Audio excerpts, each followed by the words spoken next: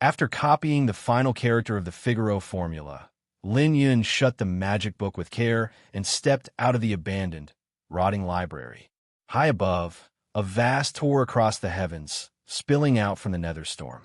The blood-red sun looked like it was burning through its last breath, throwing down a cruel light that flooded the city with heat. The air shimmered. Steam curled up from every surface, as if the world itself was being boiled dry. At the city's heart, the shelter tower still functioned. Yet its weak, gray glow felt less like hope and more like the last flicker in the eyes of an old guardian who had held Heist together for 3,000 years. That light was fading, and everyone knew what it meant. This was no scent, a world that had once carried a towering magic civilization, now withering to death as its mana ran out.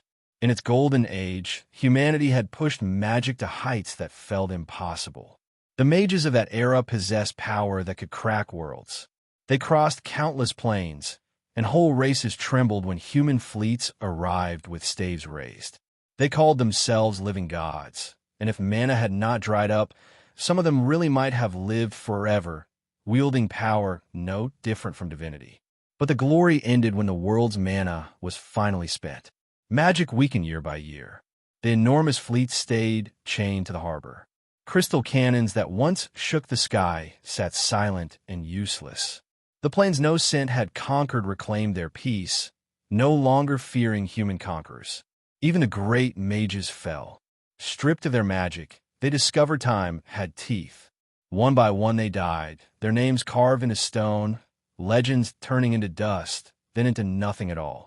Their fall mirrored Nascent's decline, until history barely remembered them. All that remained were the books Lin Yun had just left behind. Each one held a lifetime of insight, the crystallized knowledge of geniuses who had shaped an era. In the days of abundant mana, such a library could have driven any mage mad with joy. But now, those books lay buried under dust, like relics in a tomb. They were no longer treasures, only reminders of what no sin had lost. To Lin Yun, they weren't even as useful as the Figaro formula. At least the Figaro formula could pull a thin thread of mana from the void during meditation. In a world where mana was dying, spellbooks full of grand techniques were little more than entertainment. "I'm seriously cursed," Lin Yun muttered. Ever since he had dropped in a no-scent 20 years ago, that bitter thought never left him. A transmigrator was supposed to arrive at the right moment, save the world, then live like a hero. So why had he landed here, hunting scraps in deserts, waiting to be buried alongside a dying planet? It was absurdly unfair. If nothing else, he should have been thrown into an earlier age, a no-scent from long ago. Back then, the magic civilization was still young. Mages were still stumbling forward, discovering the rules of magic step by step. Humanity hadn't yet reached its peak, the age when miracles were common and conquest was easy. But at least the sky wasn't ripped open by the nether storm. The land hadn't dried into endless deserts. Mana still flooded the world. Most of all, people didn't spend every night haunted by the feeling that tomorrow might be the end. Ugh! Lin Yun exhaled and dragged his tired body through a street, so quiet it felt abandoned by life itself. No footsteps, no voices, nothing. It was as though he was the last person left in the whole world. No scent was inching toward its grave. The resources humans needed were vanishing day by day. High's population was shrinking until emptiness filled the gaps. At this pace, the city might die before the world did, turning into a real ghost town long before the final moment arrived. That future was close enough to touch, and it sent a cold shiver through him. Wait, cold! Lin Yun froze. He had lived in Heist for 20 years, long used to the brutal sun and the desert's furnace heat. This sudden chill, a feeling he hadn't known in decades, crawled into his clothes like a viper, biting into his spine. His head snapped up. The sky over Heist had turned pitch black. A heavy, endless darkness was swallowing the last light between earth and heaven. The shelter tower, protector of Heist for millennia, had finally exhausted its remaining mana. As its weak radiance died, no sense stood at the edge of its end. The nether storm roared. The sky split wider. A colossal flaming meteor crashed down from the heavens, trailing berserk energy that ripped space apart like paper. Outside the city, gales screamed. The quiet dunes turned into tidal waves of sand, surging toward ice. The ground buckled. The world shook like a beast in its death throes. Towers fell. Streets broke. Lives vanished in waves. Help cries, prayers, screams. Ice, silent for ages, became a storm of noise and desperation. Blood and fire filled every corner. The last city of mankind was finally collapsing. So it's here. Lin Yun stood outside his home, watching everything unravel, numb and empty. Then the darkness swallowed it all. When he woke again, the sky above him was blue. No black, no blood-red sun, no choking desert. Instead, there were forests thick with life, mountain ranges stretching to the horizon, rivers roaring with wild energy. The world breathed, and mana everywhere. Compared to the barren final era he'd known, this no scent was overflowing, almost shamelessly rich with mana. The air itself felt heavy with it, like a living tide that a mage could draw on without restraint. For someone who had spent 20 years starving for even a scrap of mana, this was the paradise he had dreamed of. But Lin Yun had no time to celebrate. He had realized something worse. He wasn't his own body. The memories inside his head belonged to someone else, a young man named Mafa Merlin, a hard-working 9th-rank magic apprentice under Archmage Sethman. His father, Locke Merlin, had run an alchemy business and controlled Flashing Gold, one of Thousand Sail City's 7 great chambers of commerce. On paper, Mafa had everything: money, talent, a future. But that future had already been crushed. Just as Mafa stepped in 9th rank, one step away from earning the black robe of a true mage, disaster struck. A storm swallowed Flashing Gold's fleet. Locke Merlin went down with it. Hundreds died. Cargo worth a fortune vanished into the sea. The news shook all of Thousand Sail City, especially the creditors. Overnight, they stripped Flashing Gold bare. Families of the dead came each day demanding compensation, crying as they carried off whatever valuables remained. The Chamber of Commerce that had once been a symbol of wealth was reduced to an empty shell. With the money gone, Mafa couldn't afford his studies. A month before he could become a mage, he was forced to quit and return home to face the mountain of debt. The mansion was now a hollow ruin. Even rats avoided it. The last servant had slipped away 3 days earlier with the few dozen gold coins he could steal. Only an old butler remained, loyal to the bitterness of the end, and now Lin Yun, wearing Mafa's skin. Right, and there was a contract. That contract came from Locke's younger cousin, Ferio, technically Mafa's uncle. Locke had always supported him, giving him shares, and even spending money and influence to land him a public security position, a job that paid well and opened plenty of doors. Before heading out to sea, Locke signed the usual agreement, a share of profits for Ferio once the voyage returned. No one expected the voyage to vanish into a freak storm, and no one expected that the moment Locke died, Ferio would show up holding that contract like a knife. It demanded 8,000 gold. In the old days, one of Mafa's experiments could burn more than that.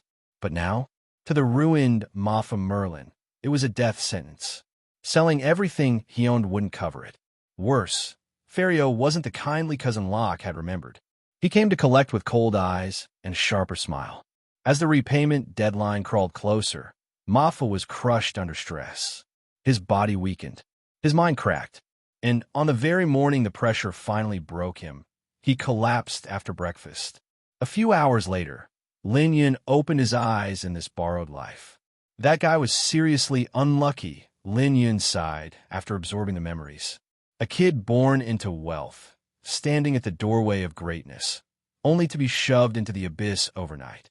And now that abyss was his. Lin Yun pushed those messy thoughts aside and focused on what mattered most to him right now, this body's condition. 20 years of surviving in Nascent's dying age had carved a desperate hunger for mana into his bones. Back then, if his mana ever ran dry, he wouldn't last even an hour.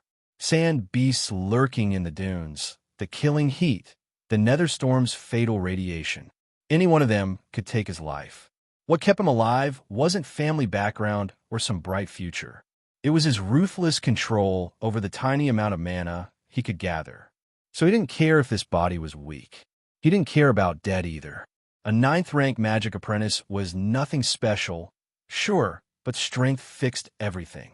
If Mafa had been an archmage who would dare demand 80,000, let alone 8,000, even if he chose to pay, they'd need courage just to accept it. He checked the body carefully and found Mafa Merlin wasn't hopeless at all. The rank might be low, but the foundation was solid. Years of hard work had already shaped the boundary of a mana whirlpool. The only thing holding him back was poor control. That was the simplest problem in the world for Lin Yun. In those 20 years, he had lived with one purpose: squeeze out every possible thread of mana, and use each drop as if it were gold. Over time, his control reached a level that would look absurd to mages of this era. And it wasn't only him. Every mage who survived the Barren Age had learned to fight for mana like their life depended on it, because it did. Compared to that, Mafa Merlin's control was crude, not even worth measuring. Lin Yun spent about 10 minutes feeling out every corner of the body's magical potential. By the end, he understood it as well as the original owner ever had. Then he began to draw mana. Under his guidance, the mana inside him flowed like a steady river. At first it was smooth and quiet, almost gentle. But the more he pressed, the faster it churned, swelling from a brook into a tide. The surge slammed through his new body again and again. This was the make-or-break moment for a magic apprentice. If he lost control here, the mana would scatter, the absorption would fail, and you'd have to start building from nothing. Some never recovered from that kind of setback. That was why thousands stayed apprentices and only a handful ever reached Archmage. It was also why Mafa had been stuck at 9th rank for 3 years. He had been too afraid to even risk it. Lin Yun didn't have that fear. His control was surgical. The mana grew wilder, heavier, almost violent, but it moved exactly where he forced it to go. The moment the flow hit the right balance, the whirlpool snapped into existence. For most apprentices, this was the finish line. Form a stable whirlpool, earn the right to wear the black robe, and after some time, you would truly become a mage. Lin Yun didn't stop. As if the whirlpool hadn't formed at all, he rammed more mana into it. The newborn whirlpool trembled, made a sharp popping sound, and collapsed under the pressure like a bubble bursting. Lin Yun stayed calm. He gathered mana again, shaped another whirlpool, and crushed it once more. Then again, and again, 10 times. Any mage in this era would have been horrified just watching it. But Lin Yun repeated the cycle until the whirlpool grew dense, tough, and stubborn. At last, no matter how much mana he stuffed inside, it refused to break. Only then did he slow down, feeding mana into the whirlpool's core.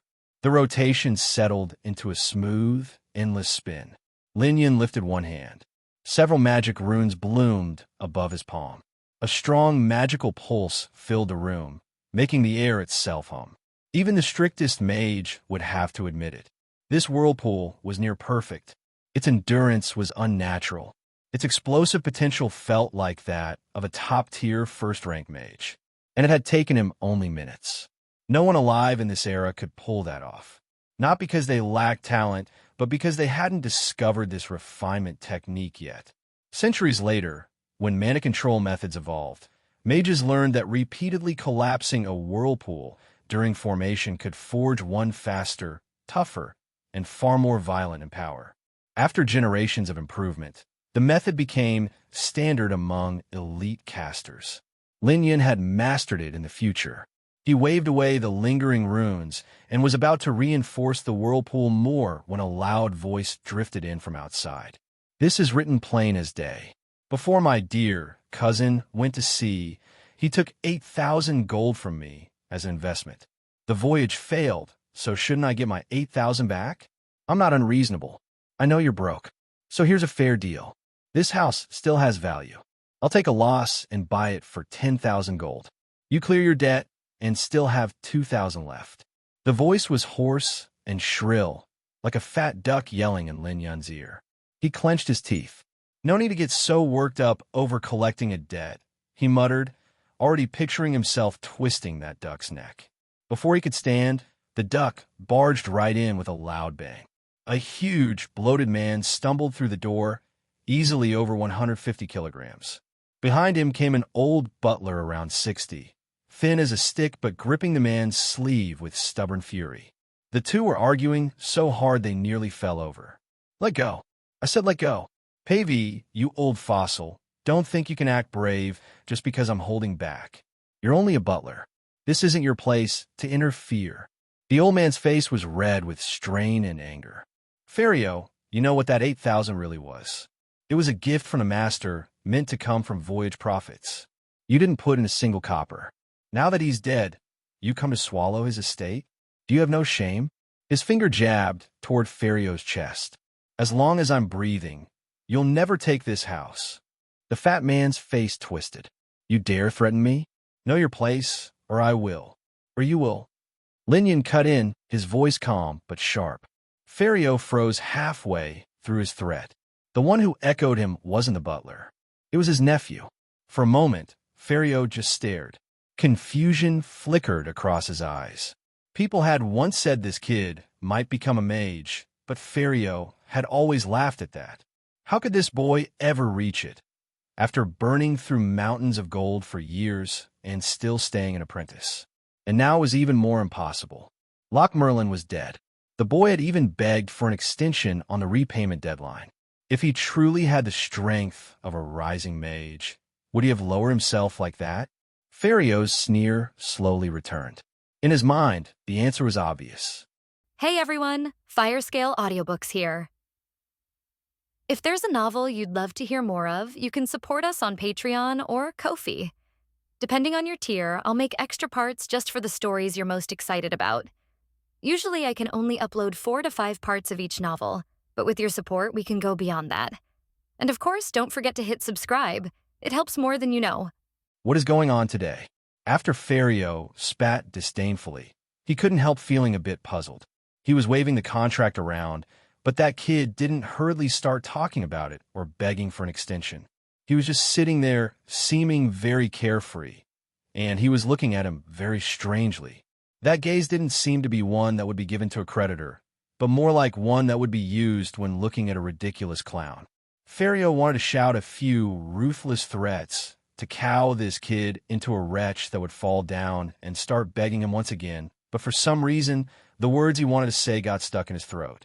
The most frightening thing was that he suddenly felt like he needed to gather himself a bit when he saw this nephew in person again after so long. "It's not important," he finally managed to say. "In any case, either you repay your debt today, or you use the house to repay the debt. Otherwise, I'll hand this contract to Thousand Sail City's Chambers of Commerce Union. Let's see who will dare to do business with your flashing gold chamber of commerce after that." These words even made the old housekeeper pale and worry. Ferio's threat was truly vicious. The flashing gold chamber of commerce was in dire straits, and even its buildings had been seized by others to repay the debts, but the old butler knew that much of this would be temporary. The old master had built his connections and his reputation over the decades, and those weren't things that would be taken away from one accident at sea. As long as the flashing gold chamber of commerce had some time, it could get out of its predicament. And even if it couldn't reach its former glory, it would certainly provide enough for the young master to not have to worry about food and clothing. It might even be possible for him to continue his magic studies, and maybe one day he could become a true mage. But they definitely couldn't let him give the contract to the Union. The Chamber of Commerce would need its reputation in order to survive. If the Union even had to make a decision on this, it would definitely have a negative effect on their reputation as doubts would spread. The old butler's face turned white and his right hand, which had been pulling at Ferio's sleeve, slowly started shivering. But quite strangely, Lin Yun was still relaxed, as if he hadn't heard Ferio's malicious threat. He joked to the old butler, "I told you that uncle was concerned about us. See, he is already worried that no one will do business with us." "Young master, you are jesting," the old butler forced out, an unsightly look on his face. Lin Yun smiled, but didn't say much more. He had some respect for this old butler. For him to remain despite the flashing gold chamber of commerce crumbling around them and to do his best to defend Mafia Merlin. He had already gone far beyond his required duties as a butler. Good, kid. Don't be a hypocrite and act apathetic. We still have to talk about business. Even if Ferio had thick skin, he couldn't help becoming angry from Lin Yun's sarcastic mockery. You already saw the contract. Your father took 8,000 gold from me. I'll give you two paths. One is to pay now directly, and the other is to use your house as payment. I still have business to take care of, so don't waste my time. The house is definitely a no, Lin Yun retorted. Your price is too fair. I'm worried you'll suffer a loss. Back in the day, the house had been purchased for about 100,000 gold, so using a debt of 8,000 to purchase, it was indeed overly fair. Ferio's expression seemed almost murderous as he ignored Lin Yun's sarcasm and pressed on. So, you'll be paying the gold directly? Paying back with gold coins isn't impossible, Lin Yun began before trailing off. You really want to pay back the gold? This answer was far beyond Ferio's expectations. He was feeling quite stunned and confused because all of Thousand Sail City knew that after the accident at sea, the flashing gold chamber of commerce was already in the red. Even this house left by Loch Merlin was completely emptied by the family members of the victims, and there was not even a single rat to be seen here. How could they come up with the money? No way, that would be impossible. Ferio coughed twice, tried to show a calm face. That's good. Wanting to repay the debt is naturally for the best. The total is 8,000. Go get it. There is no problem with repaying the money. But, Uncle Ferio, I just returned a few days ago, so could you give me some time to understand everything? Otherwise, how do I know that someone isn't cheating us of our money? Oh, sorry, Uncle Ferio. I wasn't trying to say that you are a swindler. Are you making fun of me? Ferio's expression became very nasty when he heard that. He gave Lin Yun a vicious glare before yelling in his duck-like voice, Jimmy, Jimmy, damn, get in here quick. Shortly after Ferio's yell, a few fiendishly huge men entered.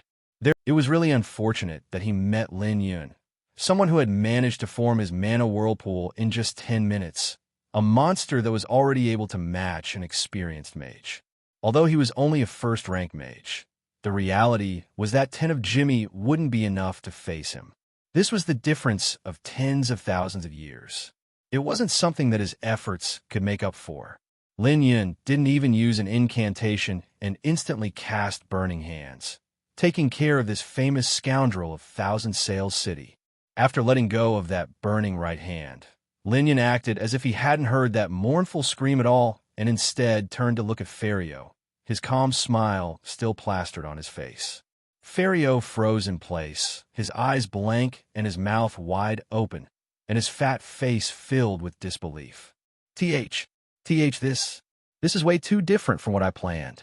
Shouldn't the events have started with Jimmy coming in, beating the kid up for a bit, and then ended with the kid giving up and sincerely taking out the deed? How could it become like this? He had trusted Jimmy so much, but now the scoundrel was lying down and covering his burnt right hand while howling in pain. Meanwhile, his nephew, who he had imagined would hand over the deed while shedding pitiful tears, was standing there casually, still looking at him with that strange smile. That smile. Hold on, that kid also smiled at Jimmy like that just now. Ferio couldn't help shivering when that thought popped into his mind, and he stumbled a few steps back. What are you trying to do? You should know I am your uncle. If you dare to harm me, I'll... Don't jest, Uncle Ferio. How could I have time to harm you? I am very busy. Lin Yun walked right past Ferio to help the old butler up and check him over once. After confirming that there were only some bruises, he turned back to tell Ferio, come get your money in 3 days. Ferio felt as if he had been given a second chance at life. He staggered toward the door. Yet as he reached the threshold, he regained some courage and didn't forget to turn back to say a few parting words. Good then, you really grew up, and you don't even put your uncle in your eyes. I'll come get the money in 3 days and see if you'll return it to me then. After watching Ferio's fat silhouette flee into the distance, Lin Yun turned back around and looked at Jimmy's two thugs. Still not leaving? Are you waiting for me to invite you to stay for dinner?" The two dumb thugs were knocked out of their stupor by Lin Yun's words. "Eh, we are on our way, let's go." Once the two thugs carried Jimmy away, the big house once again regained its peace, and Lin Yun led the old butler to a chair. The bruises on his arm had been wrapped. They weren't much of a hindrance, but he was still frowning as he muttered, "Young master, the 8,000 gold. Rest assured, I can deal with it," Lin Yun casually answered. He truly didn't take a debt of a mere 8,000 gold seriously. The reason behind this wasn't the fact that the concept of currency had fallen out of use near the end of the world. In fact, Lin Yun thirsted for money more than anyone else. He'd long since had his fill of that world where people would fight to the death for a bit of fresh water. His situation was far better now. As long as he was wealthy enough, he could buy anything that he needed or wanted. But 8,000 really wasn't much, at least for someone who was far beyond the mages of this era. Repaying 8,000 gold coins wouldn't give him much trouble at all, since he had many ways he could get that much within 3 days. Given that he'd just had a narrow escape from the end of the world via transmigration, then ended up in an unfamiliar body, and finally was confronted moments later by Ferio and Jimmy. After all this, his mind was in a mess, so how could he still have time to think about a mere 8,000 gold? But even if he didn't care about it, it didn't mean that his butler wouldn't. Seeing his young master's carefree face, the old butler hurriedly warned, "Young master, we can't really get this sum for the time being. In order to compensate for the losses, we already sold all our properties and compensated the family members of the deceased. We really have no money. I just remembered that when my father was alive, he put an alchemy workshop under my name, didn't he?" Lin Yun had looked through Maffa Merlin's memories and found this fact rather interesting. But although the workshop was under his name, it would normally be operated by Loch Merlin's people. The only thing his father had done was to make it easier for him to purchase magic materials and reagents. That alchemy workshop is still there, but after the accident at sea, the 3 alchemists all left. I don't blame them. With the current situation of the flashing gold chamber of commerce, they also need to think of themselves, the old butler explained while shaking his head. The most important part in an alchemy workshop was its alchemists. Loch Merlin had spent a great amount to get those 3 alchemists who were at the peak of Thousand Sails City from the other chambers of commerce. If they had stayed, they might not have been able to let the flashing gold chamber of commerce truly rise again on their own. But there wouldn't have been an issue with dealing with the current crisis. After all, that was an extremely lucrative business, and it would easily generate much more than 8,000 gold. Unfortunately, all 3 of the alchemists left, and even if there were still materials left in the warehouse, they would only be cheap goods. Without the abilities of an alchemist to turn certain raw materials into gold or other things, selling all of that certainly wouldn't be enough to repay the debt. Anyways, let's take a look. Young master wants to take a look? The old butler froze for a bit, feeling a bit strange. Ever since his young master woke up from that fainting spell, he seemed a bit different. The previous Maffa Merlin never would have been able to say such bold words in front of that wretched Ferio. And there was that Jimmy.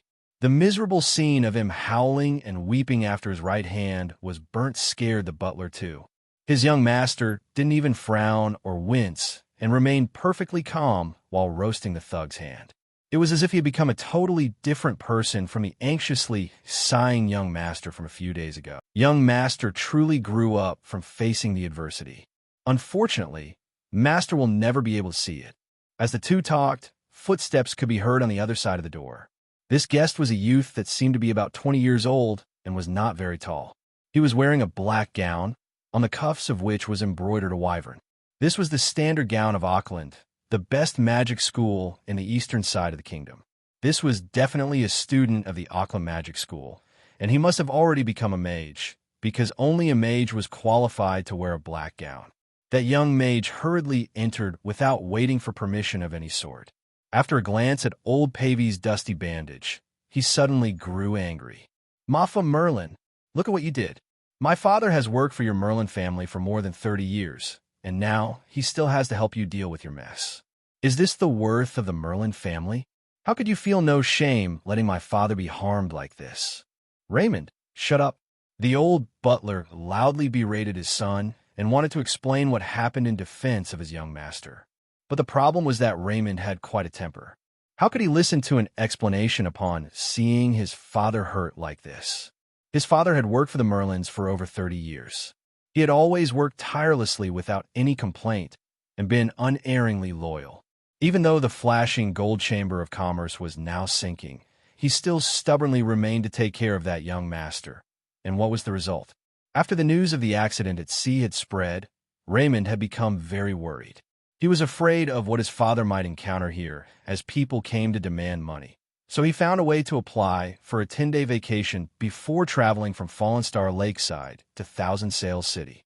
And on the way, he found out that Loch Merlin's younger cousin, Fario, had hired Jimmy and brought him to collect a debt. Raymond had grown up in Thousand Sails City as a child. How could he not know who Jimmy was? He hurried toward the Merlin family house, his heart burning from anxiety, and as he entered, he noticed his father's appearance. The anger he felt was naturally redirected toward Lin Yun. To be honest, Raymond had always been looking down on Mafa. This young master had a rich and powerful father, and had always been given the best conditions after stepping into the world of magic, even getting the chance to be mentored by an archmage. When he needed materials for experiments, his father simply gifted him an alchemy shop. Every year, he would use up at least 100,000 gold. But despite enjoying these superior circumstances, he had always been lingering at the door to becoming a mage. After so many years, after so much money used, he was still a mere 9th-rank magic apprentice. Raymond had always believed that if he'd been given these benefits, he would have had far more achievements already. Later on, Raymond successfully became a mage and returned to look at that Mafa Merlin. But there was no envy or jealousy anymore. Since he was a mage, he couldn't envy or be jealous of a mere magic apprentice, because the two belonged to two different worlds, and it seemed unlikely that they would intersect. Like those professors at the school said, an inferior existence, like a perennial magic apprentice, couldn't even enter the eye of a mage. "Young master, I'm really sorry. This little brat shouted at you without knowing anything. Just wait. I'll scold him and make him apologize to you." It doesn't matter. Raymond is still young, so it's quite normal for him to be impetuous. After saying a few words to the old butler, Lin Yun just headed for the door. Just before going out, he said, "Oh right, Raymond, your father was injured and needs to rest. You got here at just the right time. Follow me to the Gilded Rose." Raymond almost choked in anger.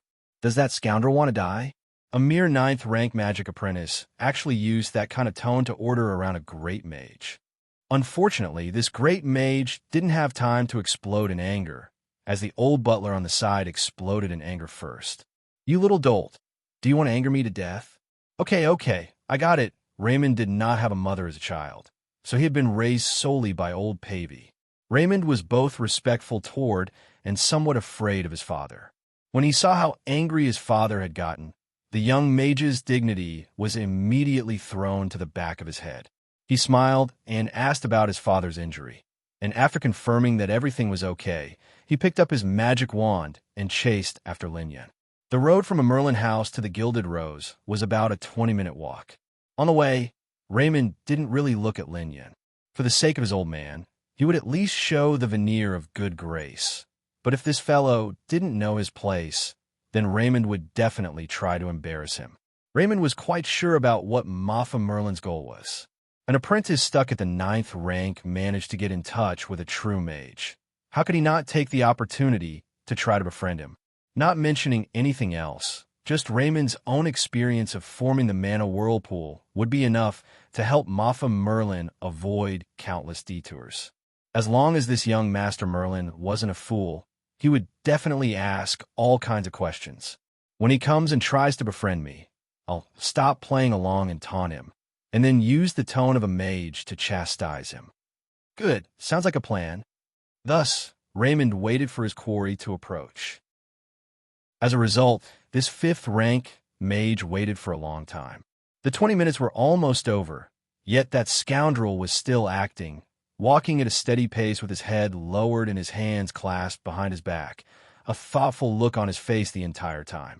What's with that thoughtful look? You were just an apprentice. What kind of profound question could you even be thinking of?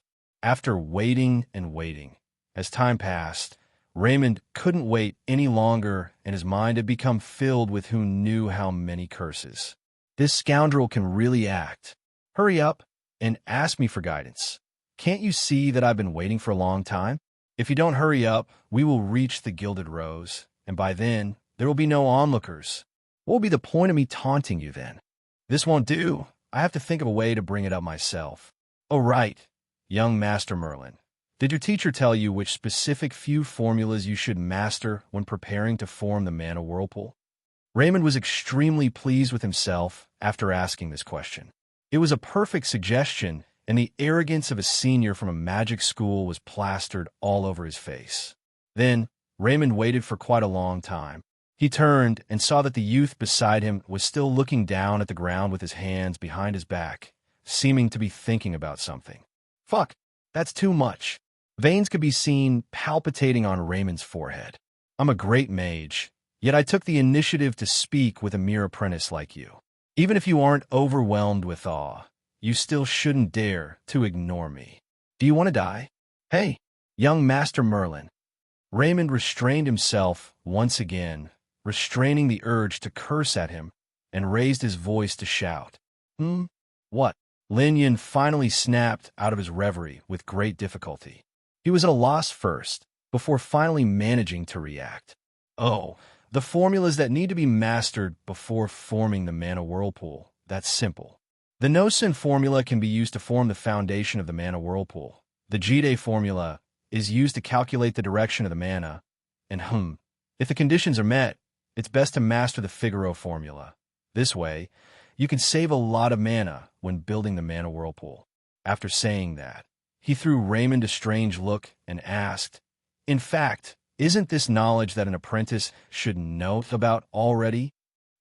Raymond suddenly became angry, almost stomping the ground. What does he mean by that?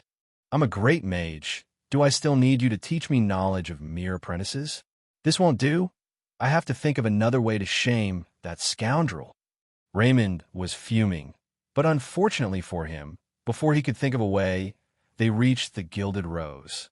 The Gilded Rose was located in the Victorious Return Main Street. This was the most flourishing zone of Thousand Sail City. The most people, the most expensive goods, everything was concentrated on this lavish street. With the power of the flashing gold chamber of commerce at that time, Loch Merlin was able to let the Gilded Rose enter Victorious Return Street after a few jokes and some compliments. But with the decline of the flashing gold chamber of commerce, the originally bustling Gilded Rose was now deserted. The three-peak alchemists of Thousand Sail City had left early on, and they had taken a lot of expensive alchemy materials with them. Their reasoning was that the flashing gold chamber of commerce was behind on paying their salary, so they took materials as replacements. But in reality, what they took was worth 10 times their salary. They only left behind the most inexpensive reagents. Admittedly, the flashing gold chamber of commerce truly was unable to pay their salary at that point. Even Ferrio's 8,000 gold couldn't be repaid, so the salaries of those alchemists, which amounted to tens of thousands, didn't even need mentioning. And after all that, if the clerks leaving one after the other were added to the mix, each taking this or that, the formerly highly respected Gilded Rose was now but an empty shell of what it had once been. In fact, if not for the old butler noticing the strange situation and hurriedly sealing the warehouse, even those remaining cheap reagents might have been filched away. When Lin Yun opened the door and entered the Gilded Rose, he couldn't see anything. The previously dazzling shelves were now completely empty, and dust filled the air, which had a moldy smell. This is too much, Raymond sighed after entering, a look of pity appearing on his face. But he was already inwardly gloating. Despair? Shock. Thinking of the time when you were a rich young master that didn't have to worry about food and clothing? Thinking of that formerly lucrative Gilded Rose? Don't joke with me. The flashing gold chamber of commerce already collapsed. The Gilded Rose already withered, and you're just a 9th-rank magic apprentice, one that has been stuck there for years. Nothing more. Raymond was ready for despair to appear on that scoundrel's face so that he could jeer at him. But after waiting for a long time, Raymond couldn't wait any longer. He realized that something was wrong. After that insufferable wretch entered, he didn't react at all. He was neither stunned nor losing hope. Even his own exaggerated sigh and head shake hadn't drawn a reaction. It was as if the youth didn't even look around and just passed straight through the empty lobby to go to the back of the Gilded Rose. "Hey." Raymond started speaking, wanted to needle some sort of reaction out, but he trailed off because that guy was walking too fast. By the time Raymond had thought of something to say, he could only see his back. "Damn, just wait until I teach you a lesson." Raymond inwardly cursed while sullenly chasing after Moffa Merlin. They turned left after heading out the back door and then down a narrow street that led to the warehouse of the Gilded Rose. When Raymond caught up, Lin Yun had already unlocked the entrance of the warehouse with his keys. He had entered and was standing in a daze among all kinds of cheap materials. "You ran off so fast," Raymond started, intending to grumble a bit after catching up, but after seeing Lin Yun's appearance, he cut himself short. There was no need to grumble. The lad had run into his misfortune so quickly that Raymond hadn't even had time to celebrate it yet. So how could he complain about that? As he observed the lifeless look on that scoundrel's face, Raymond felt a lot better. It seemed that he was finally dumbstruck by the discovery of the cheap materials that were left behind. Altogether, they wouldn't even be worth 1,000 gold. So how could he use them to settle his debt? His fatty uncle wasn't a philanthropist. It actually took Raymond great effort to restrain himself from bursting out into maniacal laughter. But Raymond definitely wasn't aware of Lin Yun's actual thoughts. Lin Yun was also making great efforts to restrain himself from letting out maniacal laughter. Based on the memories left behind by Moffa Merlin, Lin Yun had been aware that the current era was rich in resources. Despite this, after seeing the materials piled around, Lin Yun was stunned. He hadn't thought that this era would be flourishing to such an extent, let alone the other stuff, just those 3 full boxes of red coral. What kind of concept was that? In his later era, just a few pieces would have been enough to trigger an intense conflict in the relatively monotonous land of Heiss. Oh, and that bag of moonlight sand too. It might not have been possible to dig out that much even after hundreds of years of digging in the deserts. "Hold on, that thing over there." After forcing his stare away from the moonlight sand, he was quickly attracted by a bright light. This wouldn't be the rumored magic iron? Lin Yun subconsciously gulped, focusing his gaze on that glimmer in the corner of the warehouse, carrying a fierce magic fluctuation. This can't magic iron, right? This was the first time Lin Yun had ever seen real magic iron. That exceptional magic metal simply didn't exist at the end of the magic era. A few millennia before Lin Yun transmigrated, the last piece of magic metal had already been extracted, and in the endless years that followed, people could only look at the descriptions of their incredible properties by poring over books. All the magic metals were gifts of the earth. They naturally had unique magic power, and with some special handling, they could become powerful alchemy items. If they fell into the hands of a powerful alchemist, they might even have the chance to become a magic tool, such as the shelter tower in the middle of Heiss. That was the greatest magic tool in all of Nascent's history. It was able to stall for time in a world that should have already been destroyed, delaying the final days for thousands of years. This power already couldn't be described as just a miracle. After circling the warehouse, Lin Yun couldn't help cursing inwardly. This really is an utterly heartless era filled with an abundance resources. Magic iron thrown in a corner, 3 boxes of red coral, a whole pouch of moonlight sand, and they all are given the same description: cheap magic material. Too extravagant, too wasteful.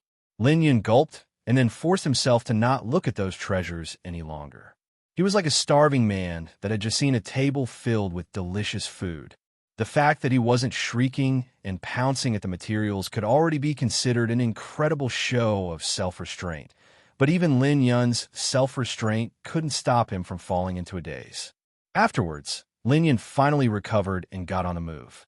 The 3 boxes of red coral were quickly emptied, followed by the full bag of moonlight sand, and naturally, the few pieces of magic iron weren't let off either. After 5 trips, everything in the warehouse was moved to the Gilded Rose's alchemy laboratory. Raymond seemed rather confused about these actions. What kind of stimulus had that young master felt to make him suddenly act so strangely? Did he crack from the pressure and lose his mind? Could it be that he didn't notice that after taking 5 trips back and forth, becoming drenched in sweat, he had only moved less than 500 gold worth of stuff? Would Ferrio's debt claim a second victim in the family? Aside from the 3 boxes full of red corals, there was also a bag full of moonlight sand. But these things were all the most common magic materials in no cent. One only needed to throw out a few coins to buy a large pile. Those pieces of magic iron were still worth a bit. But the problem was that there was no alchemist. All he had was himself. Did he plan to use his teeth to magically transform it? He's finished. He truly lost his mind. Raymond got a headache. He didn't care if that scoundrel suffered, but did he have to involve those around him too? The old man who worked for the family for decades treated that insufferable fool as his own son. If he learned that this pompous brat had lost his mind shortly after Raymond's arrival, Raymond would definitely have bad days ahead of him. The problem was that, while Raymond's mind was in a mess, Lin Yin had found a few cat's eye gems hidden behind the box. So he looked around some more. After making sure that he hadn't missed anything, he called out to Raymond, "Come help me." He didn't wait for Raymond's answer and just took a few gems that were relatively pure before walking out. As he was left behind, Raymond felt stunned. "You think I'll help just because you asked me for it? Am I your friend? Besides, you dare to ask a great mage like me to help you work with such cheap magic materials? Are you joking? Do you think a mage is someone you can hire in the streets for a few coppers?" Raymond entered the Gilded Rose while full of complaints. "Let's agree on something. Don't look for me for troublesome things. I can't waste mana like this. Don't think that a mage can spend mana so casually. The mana that we mages use isn't something that an apprentice like you can imagine. Hey, are you listening to me?" After Raymond complained for a while, he realized that he hadn't gotten an answer yet, so he looked over to see what was going on. He was instantly startled. "Fuck, what are you doing? Stop, quick."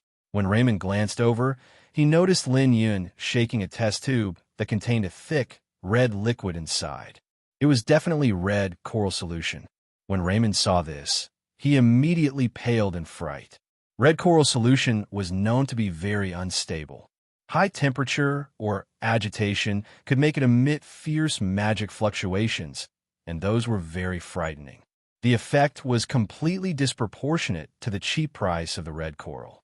If such a thing happened, then let alone this laboratory, even all of Gilded Rose might be leveled.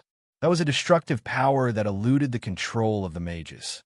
It was dangerous, powerful, and unpredictable. Over thousands of years, who knew how many people had tried to take advantage of that power? Countless ages fell one after the other, hoping to grasp that explosive power within their hands.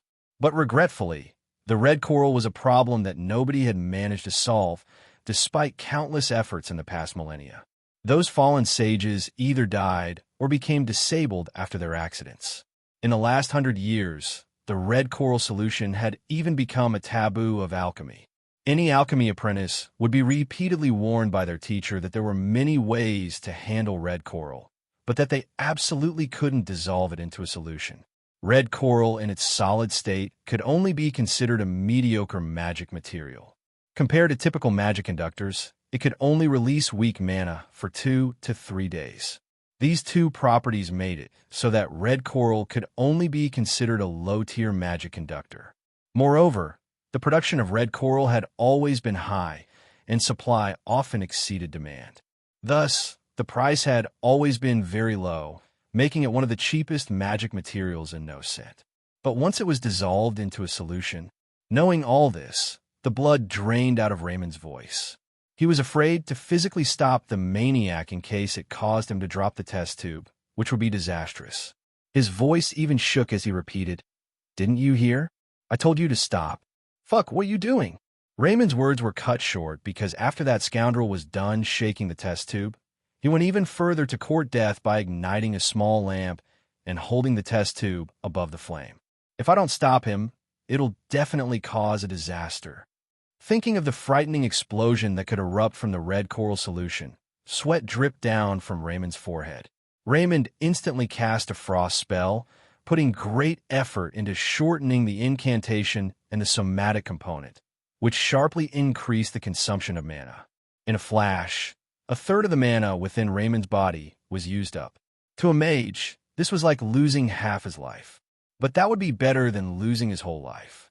After consuming so much mana, the speed and power of the frost spell were far greater than usual.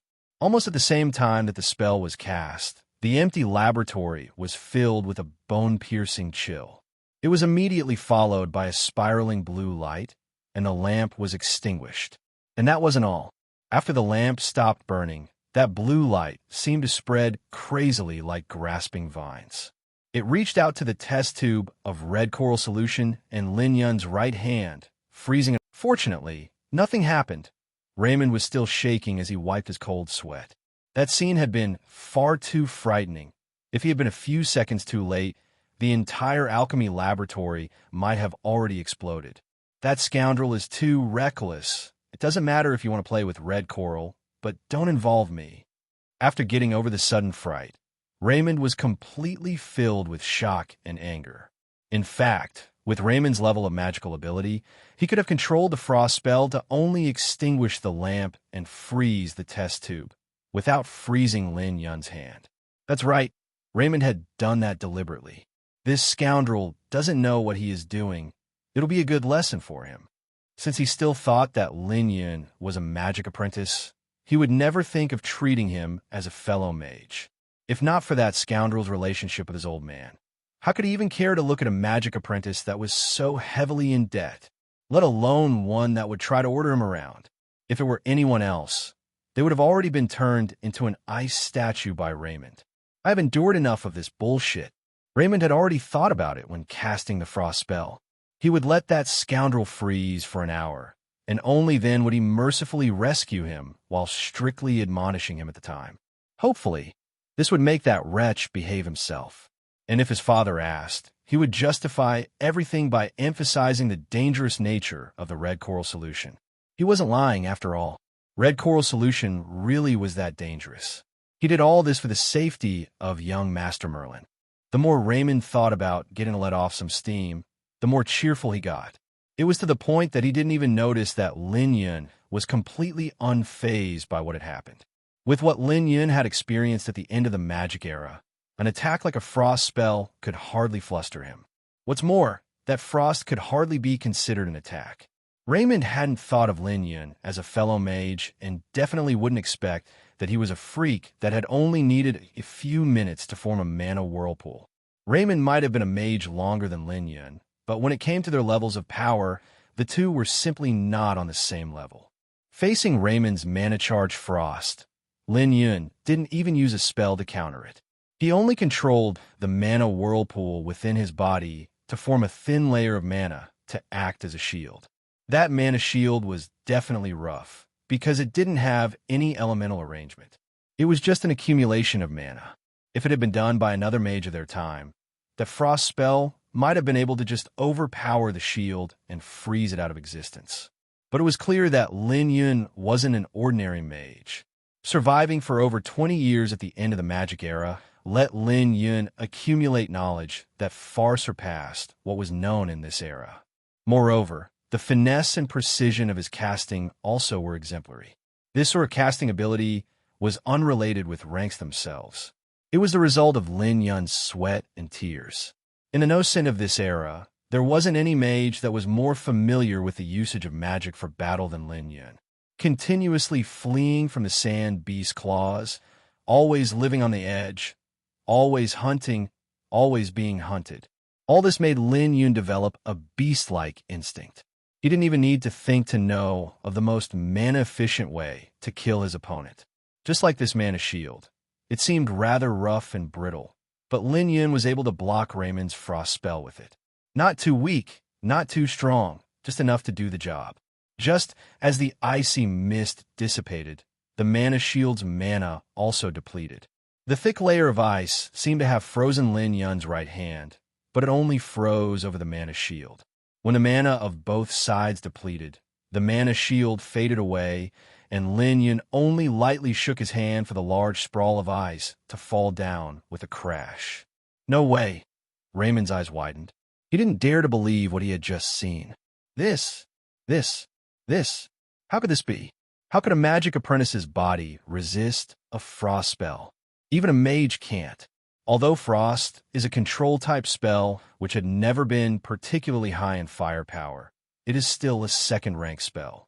To use his flesh to resist a second-rank spell, even a bold mage wouldn't dare to do so. And that scoundrel not only dared to do so, but he even succeeded. No way. There must be a problem here. Yeah.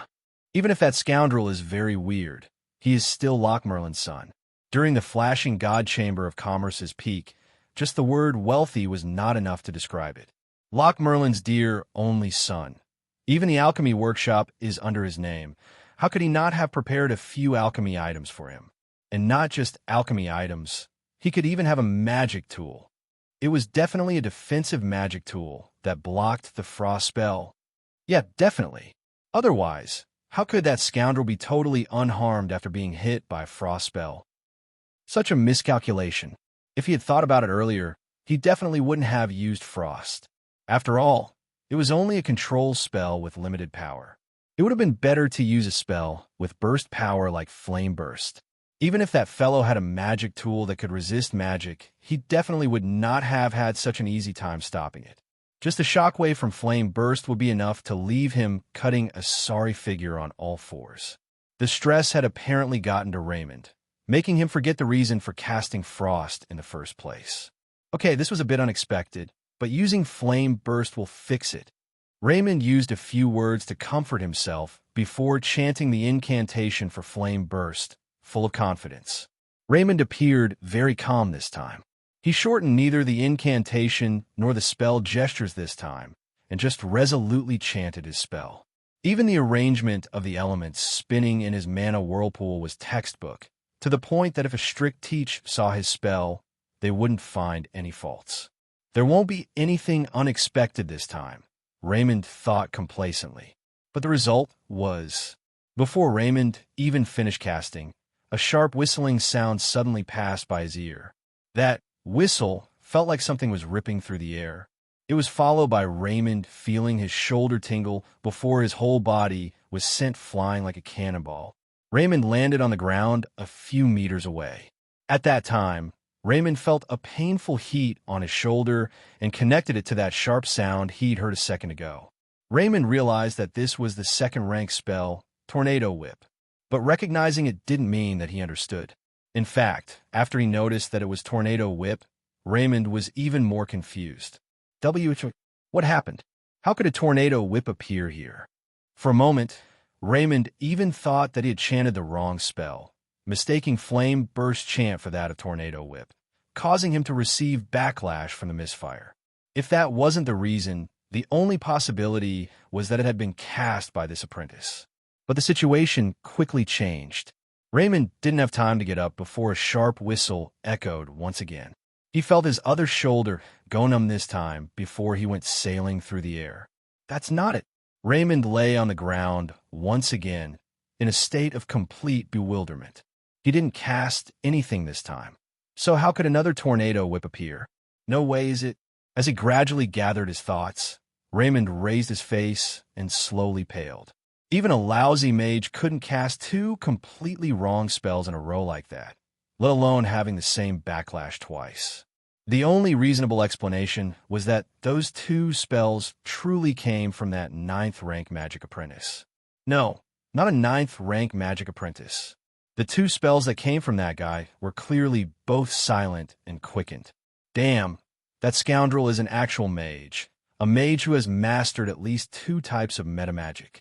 At this time, Raymond really wanted to find a hole to hide in. You could have just said that you were a mage. Why did you have to pretend to be a magic apprentice? And did you even need to use Tornado Whip on me twice? Are you a psycho? Raymond really couldn't understand it all. When did Lin Yun break through to become a mage? He was clearly a 9th-rank magic apprentice just a month ago, so how could he suddenly become a mage? And a mage that could easily use 2 metamagic abilities. How heaven-defying was that?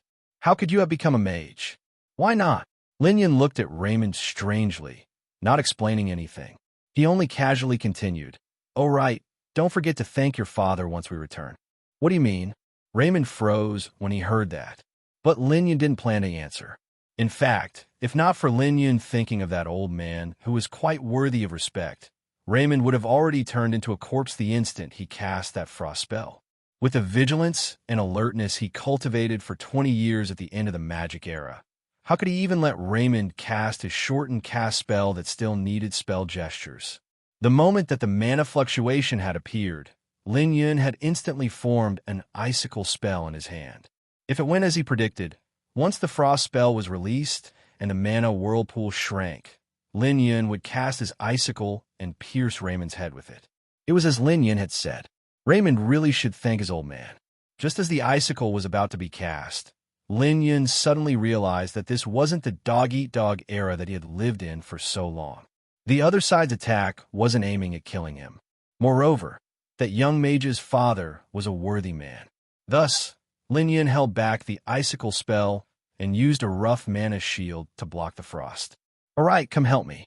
It was the same commanding tone, but this time, Raymond didn't dare to disregard his words. It wasn't a good idea to refuse a mage that could casually cast 2 tornado whips. If they fought, Raymond would definitely be the one that would suffer a loss. Thus, Raymond had no choice but to keep it in. "What do I need to do?" "Enchant those."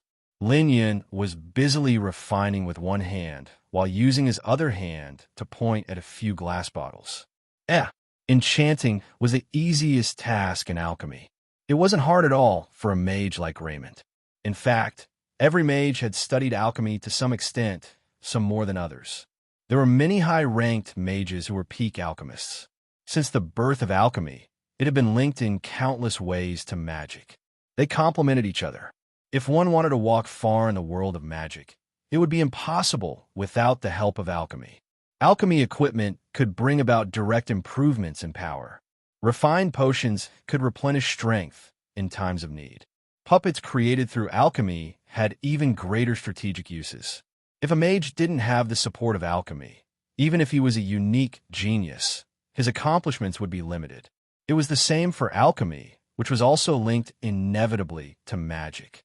A good mage wasn't necessarily a good alchemist, but a good alchemist was bound to be a good mage. This might sound a bit strange, but it was a well-known fact. Some complicated alchemy formulas needed a deep and wide understanding of magic. Some people might rely on talent and hard work to have some achievements in alchemy, but only a mage could keep researching deeper and deeper. Without enough knowledge of magic, one wouldn't be able to understand those complex alchemy formulas. Without enough skill with metamagic, one would never be able to make their own magic tool. Raymond's achievements in alchemy couldn't be considered very high, and he was still very far from being able to make his own magic tool, but there was no problem with enchanting a few glass bottles. Raymond started enchanting the bottle, skillfully and casually, while still wondering how this scoundrel had become a mage. What's that smell? While Raymond was lost in his thoughts, a strongly irritating smell assaulted his nostrils. Raymond first frowned with annoyance before suddenly paling. Raymond realized that the person at the alchemy table next to him had put a flame rock into that test tube. Shit!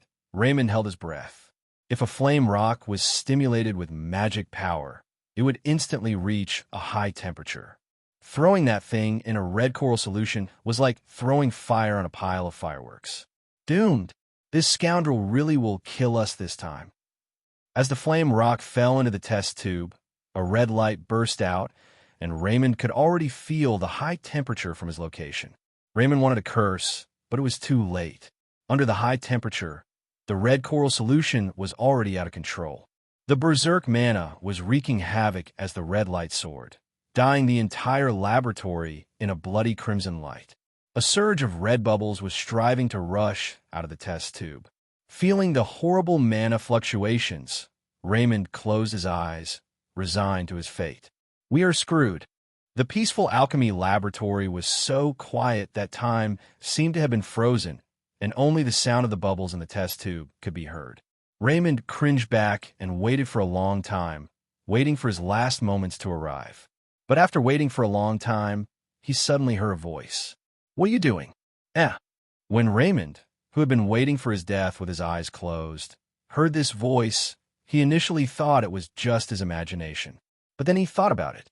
Would there be such an annoying voice right after I entered the afterlife?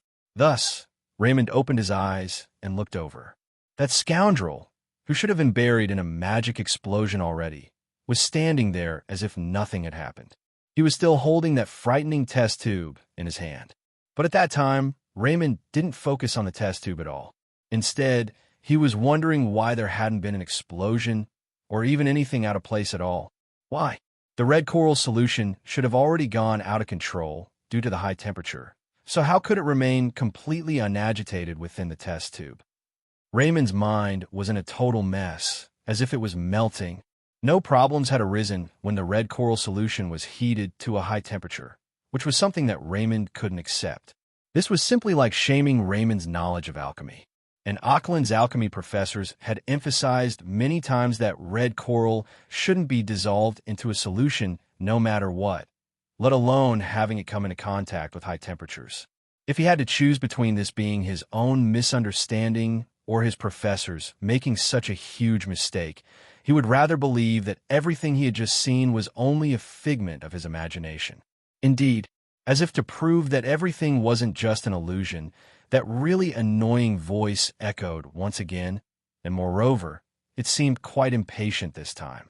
How long could it possibly take to enchant a few glass bottles?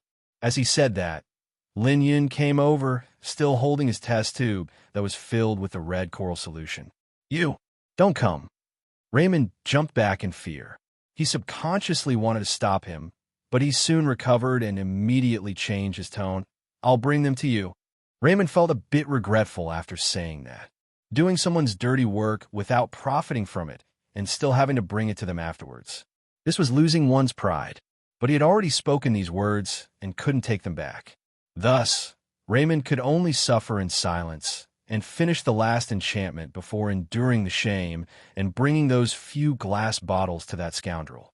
In order to retain a bit of pride, Raymond put the bottles down on the alchemy table one after the other and was going to snort coldly to show his displeasure. But as he caught sight of that deep red test tube again, he didn't keep up the act in the slightest due to his worry. He looked at Lin Yun, feeling rather angry but not daring to speak. Lin Yun didn't bother about him at all as he took the enchanted bottles and arranged them on the table before pouring the red coral solution into the glass bottles, giving each a precisely even portion. During the entire process, Raymond's eyelids couldn't help twitching. After he was done with all this, Lin Yun finally put the dangerous test tube down and began to sift through the pile of low-cost magic materials, organizing them. He then ground some dried thousand-knot flowers, used a filtering cup to extract the juice of 7 leaves grass, and spread a bit of moonlight sand on a white sheet of paper. After a few simple incantations, the scattered sand began shining gently. The radiance gradually became increasingly more dazzling, and Lin Yun started working faster. The juice of the 7 leaves grass was poured into the glass bottles, and the diluted red coral solution's red radiance dimmed. When the powdered thousand-knot flower was added in, the irritating smell slowly disappeared.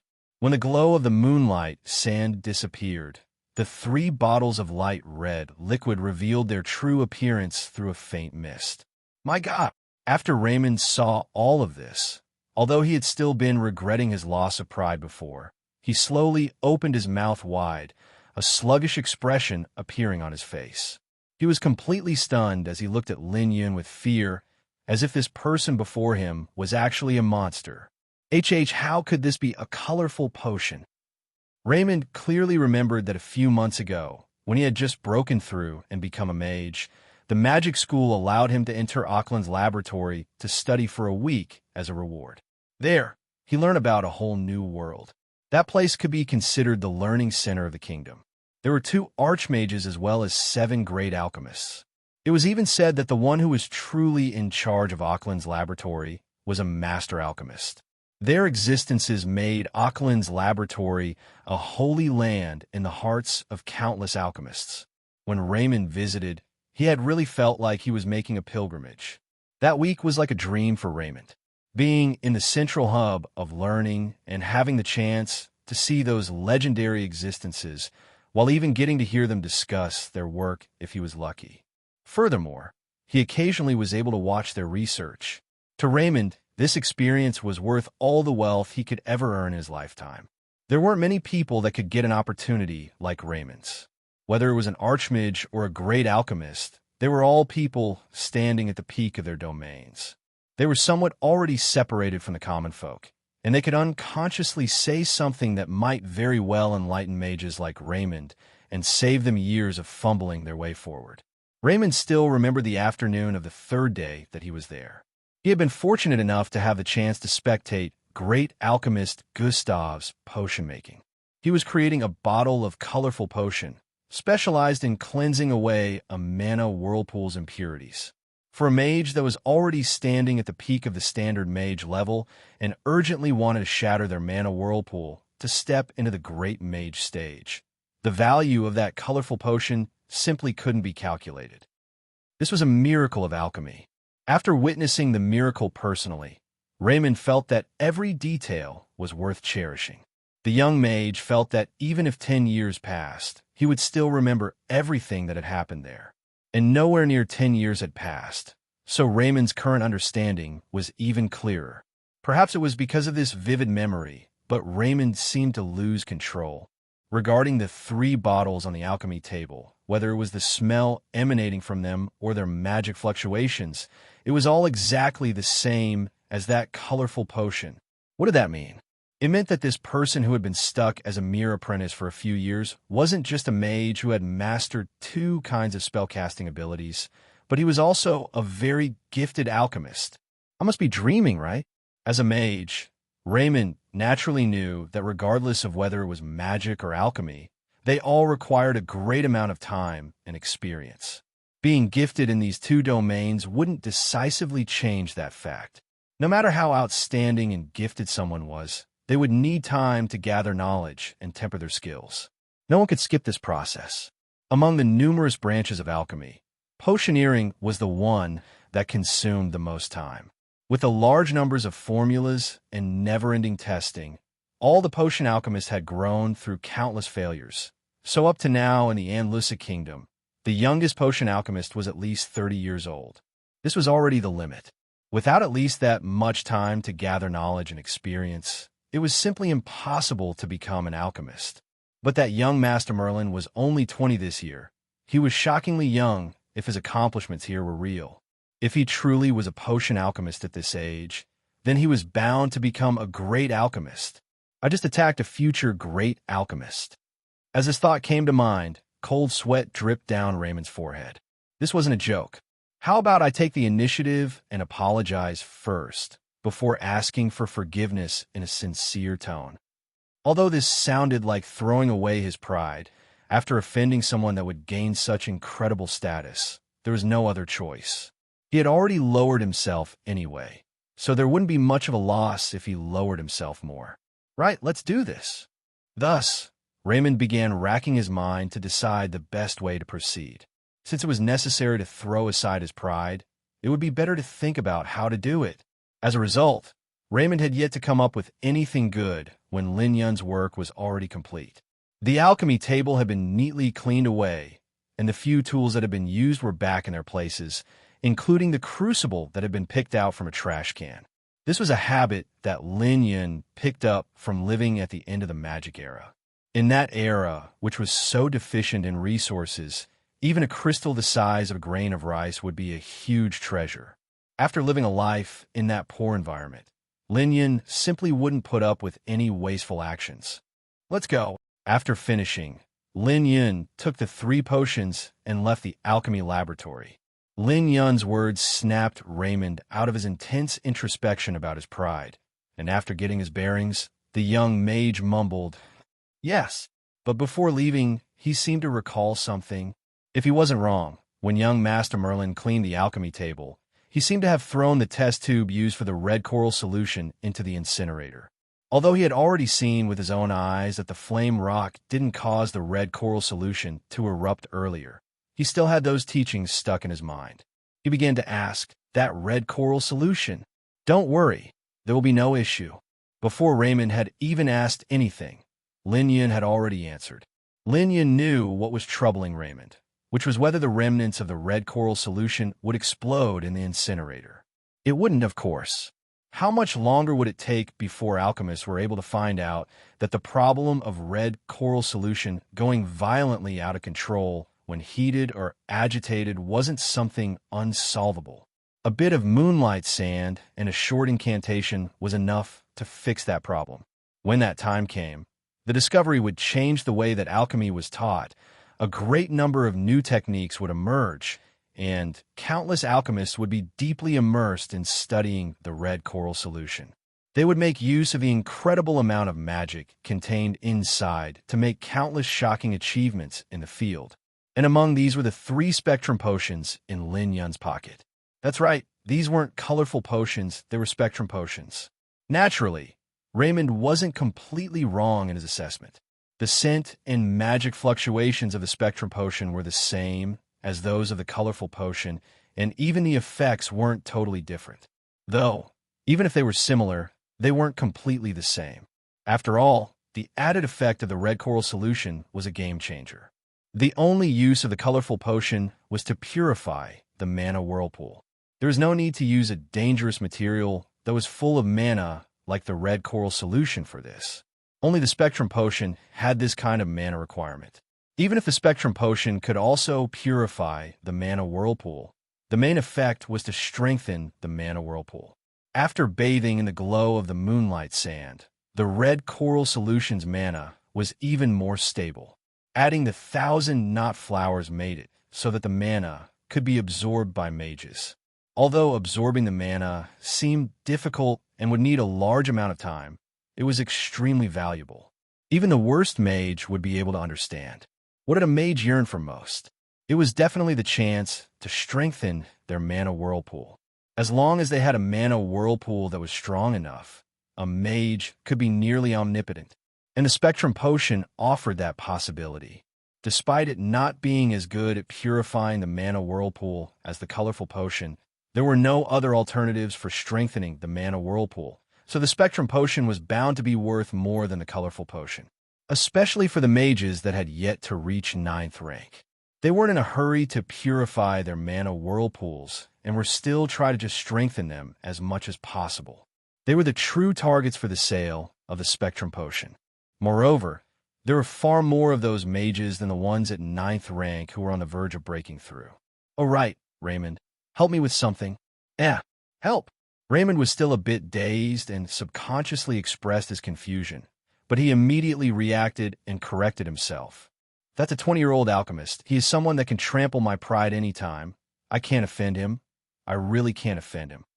Thus, Raymond hurriedly answered with a smile, "Please tell me what to do." Unfortunately for him, Lin Yun didn't pay attention to the fact that Raymond was addressing him so politely for the first time. He only took the 3 potions from his pocket and said, "Help me deliver these potions. This bottle is for the Victorious Return Main Street's auction house. Tell them that I need it sold within 3 days and let them decide the price. This potion is for the Mage Guild. I need a library pass with the highest privileges. As for the remaining potion, do as you wish."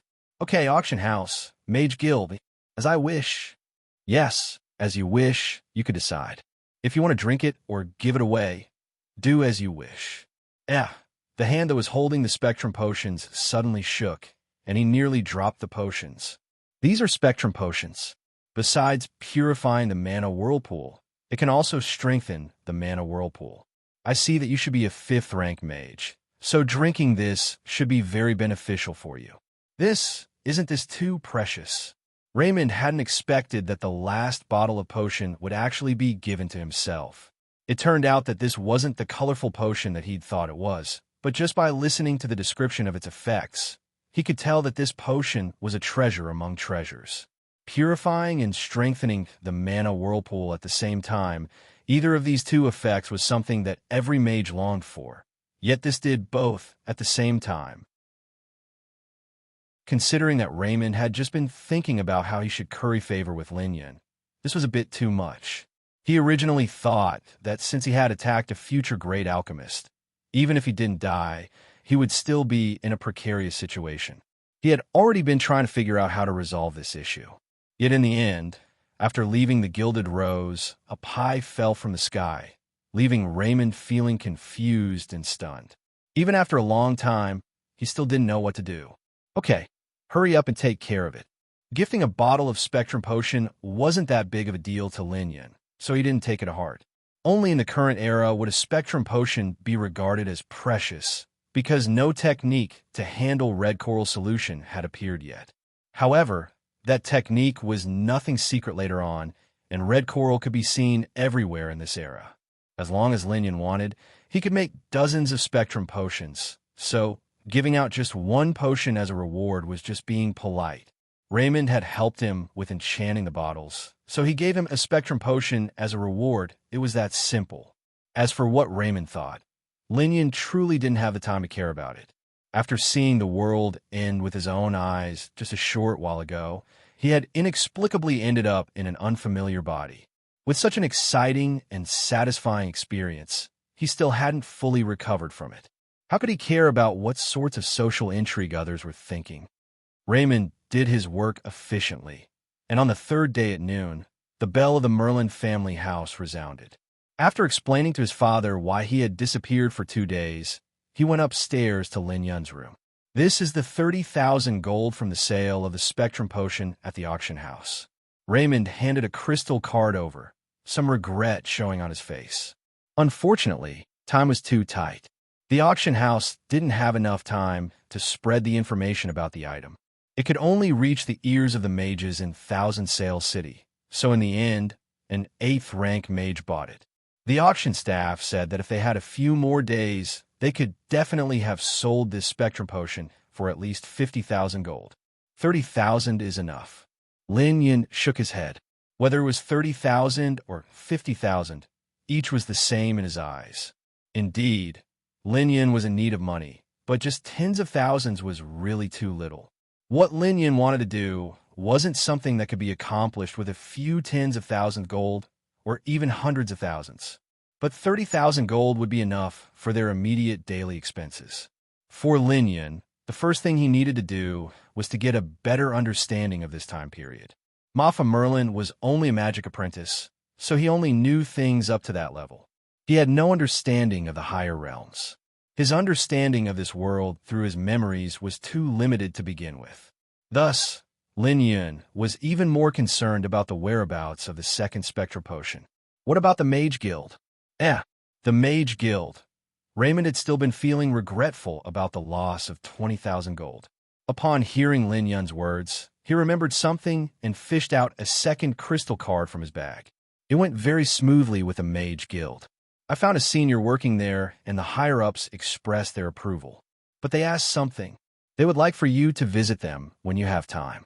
There will be an opportunity for that.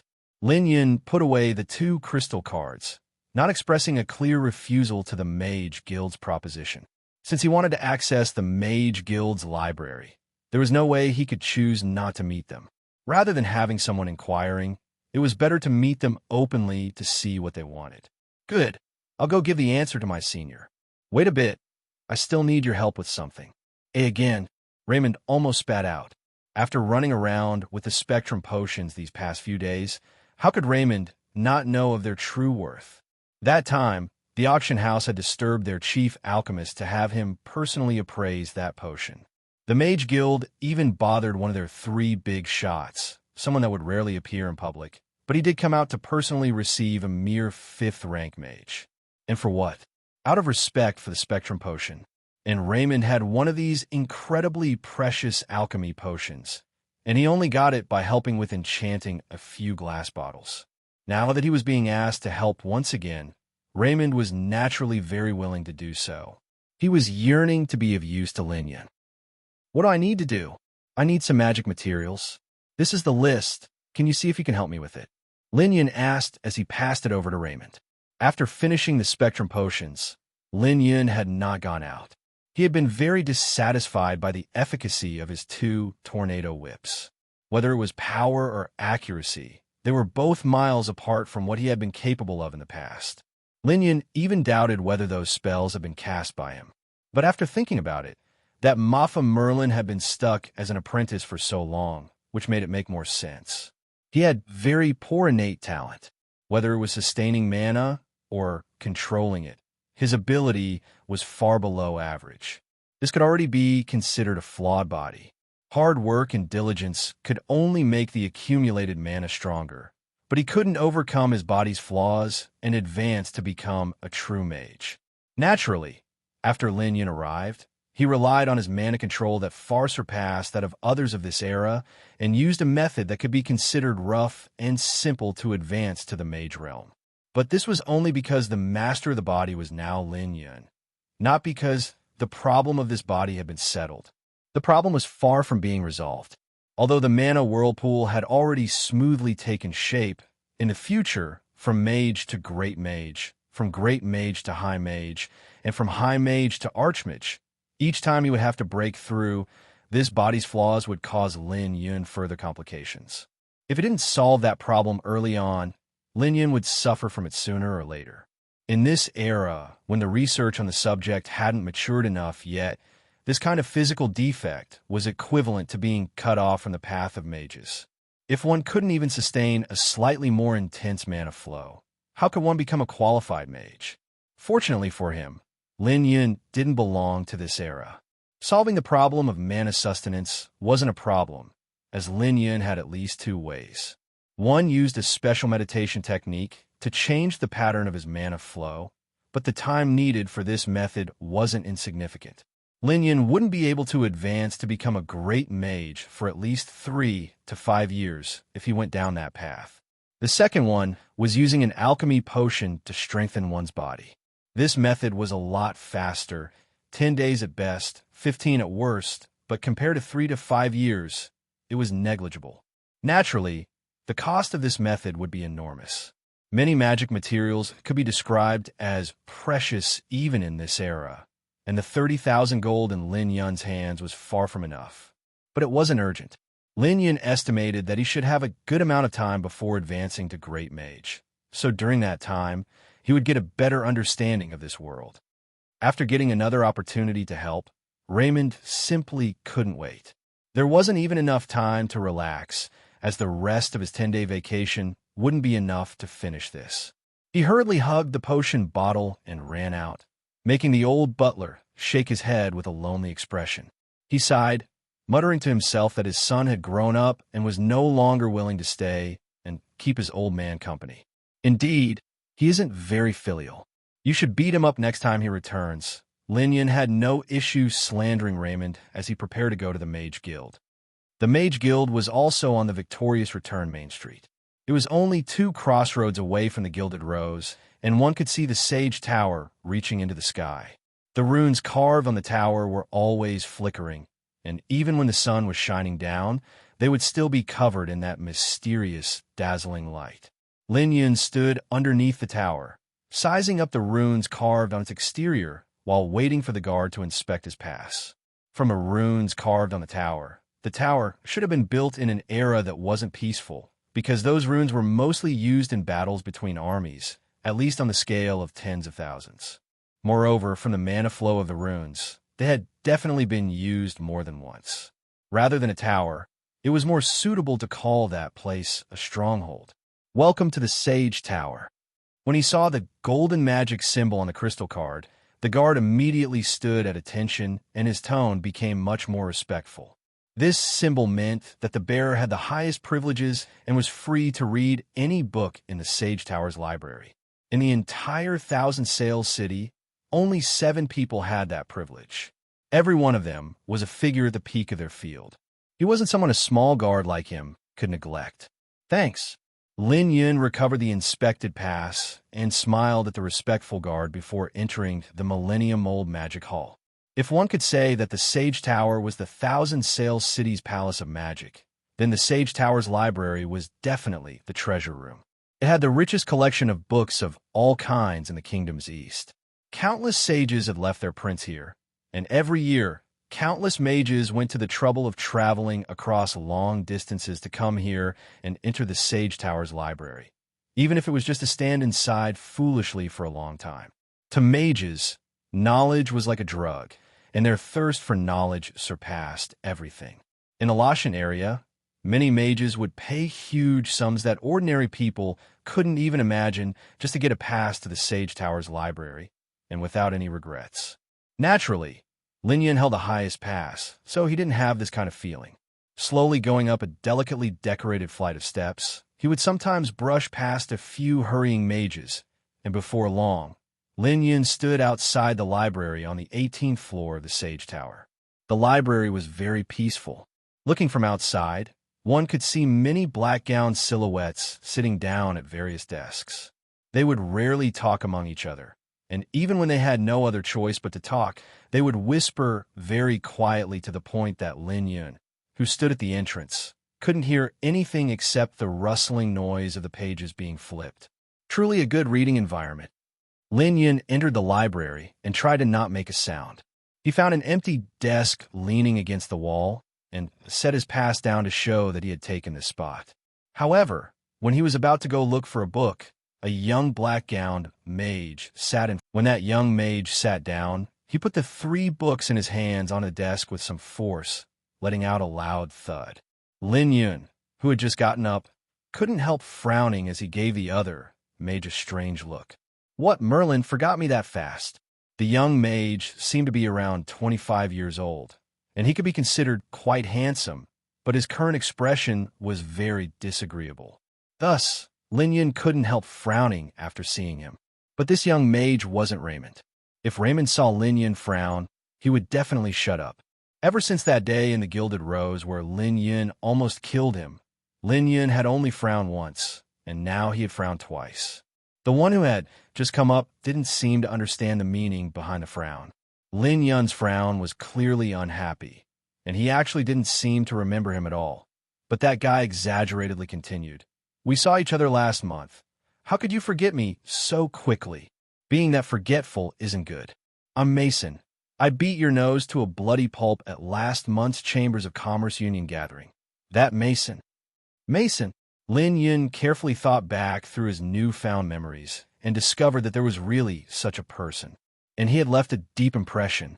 According to Mafa's memories, this Mason fellow also came from a merchant family. His father was Mon Chi, the president of one of the 7 great chambers of commerce of Thousand Sails City, the Twin Moons Chamber of Commerce. As a matter of fact, the status of the Twin Moons Chamber of Commerce was even higher than that of the Flashing Gold Chamber of Commerce among the 7. After all, the Flashing Gold Chamber of Commerce had only risen up in the last few decades, while the Twin Moons Chamber of Commerce had already established itself for a millennium, and its true power was far stronger than what it showed. It was just that the Flashing Gold Chamber of Commerce had risen too quickly these past decades, outshining the Twin Moons Chamber of Commerce to the point that almost everyone believed that the number 1 Chamber of Commerce in Thousand Sails City was the one headed by the Merlins. Coincidentally, Mason and Mafa both became magic apprentices later on, while the 2 major chambers of commerce were fighting both openly and covertly. Naturally, many busybodies started comparing the 2 of them, but that comparison stopped after a few months, because Mason managed to advance and became a mage. Afterwards, at a meeting of the 7 chambers of commerce, Mason found an excuse to ruthlessly teach a lesson to Mafa. As he had just said, he had beaten Mafa's nose into a bloody pulp. That created a large conflict between the 2 chambers of commerce. If not for Loch Merlin having an accident at sea, who knew what would have happened? This was definitely not a good memory for Mafa Merlin. It could even be considered a great humiliation. But for Lin Yun, who had witnessed the end of the world, this was really not worthy of his attention. A 9th-rank magic apprentice and a 1st-rank mage that relied on alchemy potions to advance. Lin Yun felt like their struggles were similar to kids playing house. Thus, Lin Yun didn't even bat an eye and only nodded, expressing his understanding before turning to leave his desk for the first bookshelf in front of him and focusing on what he had been looking for. Soon, Lin Yun found what he needed, a thick book entitled No Scent History. Lin Yun grabbed it and started slowly flipping through the pages. Lin Yun was so focused and conscientious in his studying that he didn't even notice that Mason had already come over. TSK, let me see that. No Scent History? No way, it's really no cent history. Ha ha ha ha. Merlin, you magic apprentices are really strange. As he said this, Mason's laughter grew even more exaggerated. How much money did your Merlin family spend to send you here? And you don't even cherish this opportunity.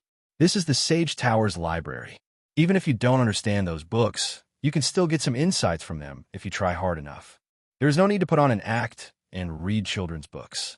TSK, TSK, TSK. No cent history. I would feel embarrassed for you if people saw you with that cover showing. With an exaggerated double take, Mason continued. Oh right, I forgot to ask. Didn't the flashing gold chamber of commerce go bankrupt? How could your family still have money? If I were you, I would repay the debts first before spending money. I heard that a few days ago, your uncle Ferio took a contract to your house to ask for money.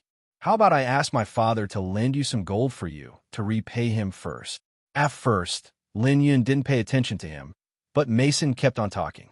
The more he talked, the more excited he became, as he had no intention of letting Lin Yun off. Lin Yun finally frowned for the third time. Manager. Lin Yun's voice wasn't loud, but it echoed for a bit in this peaceful library and seemed abnormally lofty, to the point that many reading mages couldn't help glancing over, some curious and some annoyed. As for the library manager, a 30-year-old 9th-rank mage, he slowly came over from a doorway. What? As a manager made his way over, his demeanor showed that he was clearly annoyed. He had chosen to become the manager of the library because this place was quiet, so he could ponder over his work or other issues without being disturbed. But now he was being bothered by 2 kids in their 20s, so it would be strange if he was in a good mood. I would like to file a complaint against Mage Mason here. He is excessively trying to chat me up and has already affected my reading experience. So I hope that the library staff can keep him as far as possible from me. Mage Mason, is this the case? Regardless of the reason, directly disturbing others from reading was absolutely not allowed in the Sage Tower's library. Thus, the 9th-rank mage looked at Mason with a severe expression. No, it's not like that. Mason was suddenly startled. He had spent a lot of his father's money to be able to enter the Sage Tower's library. It would definitely be too unfair if he was kicked out now because of a few sentences. No good. I have to find an excuse. Mason glanced at Lin Yun and suddenly thought of a plan, so he kept his voice and expression stable as he pointed at Lin Yun. I only was suspecting that he had entered the library through improper means and wanted to question him. He simply doesn't have the qualifications to stand here. He is called Mafa Merlin, the son of Loch Merlin of the Flashing Gold Chamber of Commerce, a 9th-rank magic apprentice. If I'm not wrong, only 1st-rank mages are qualified to enter the Sage Tower's library. Once these words came out, not to mention the onlookers, even the 9th-rank mage was taken aback for an instant before turning to Lin Yun and inquiring, Mr. Mafa Merlin, can I take a look at your pass? Calling him Mr. and not Mage already showed that Mason's words had had some sort of effect. But that effect instantly disappeared when Lin Yun handed over his pass.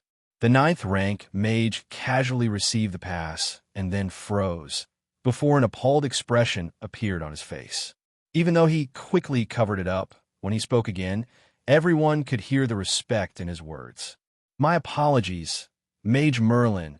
I'll properly take care of this matter and give you a satisfactory. After saying that, he respectfully returned the pass with 2 hands as if it was a treasure.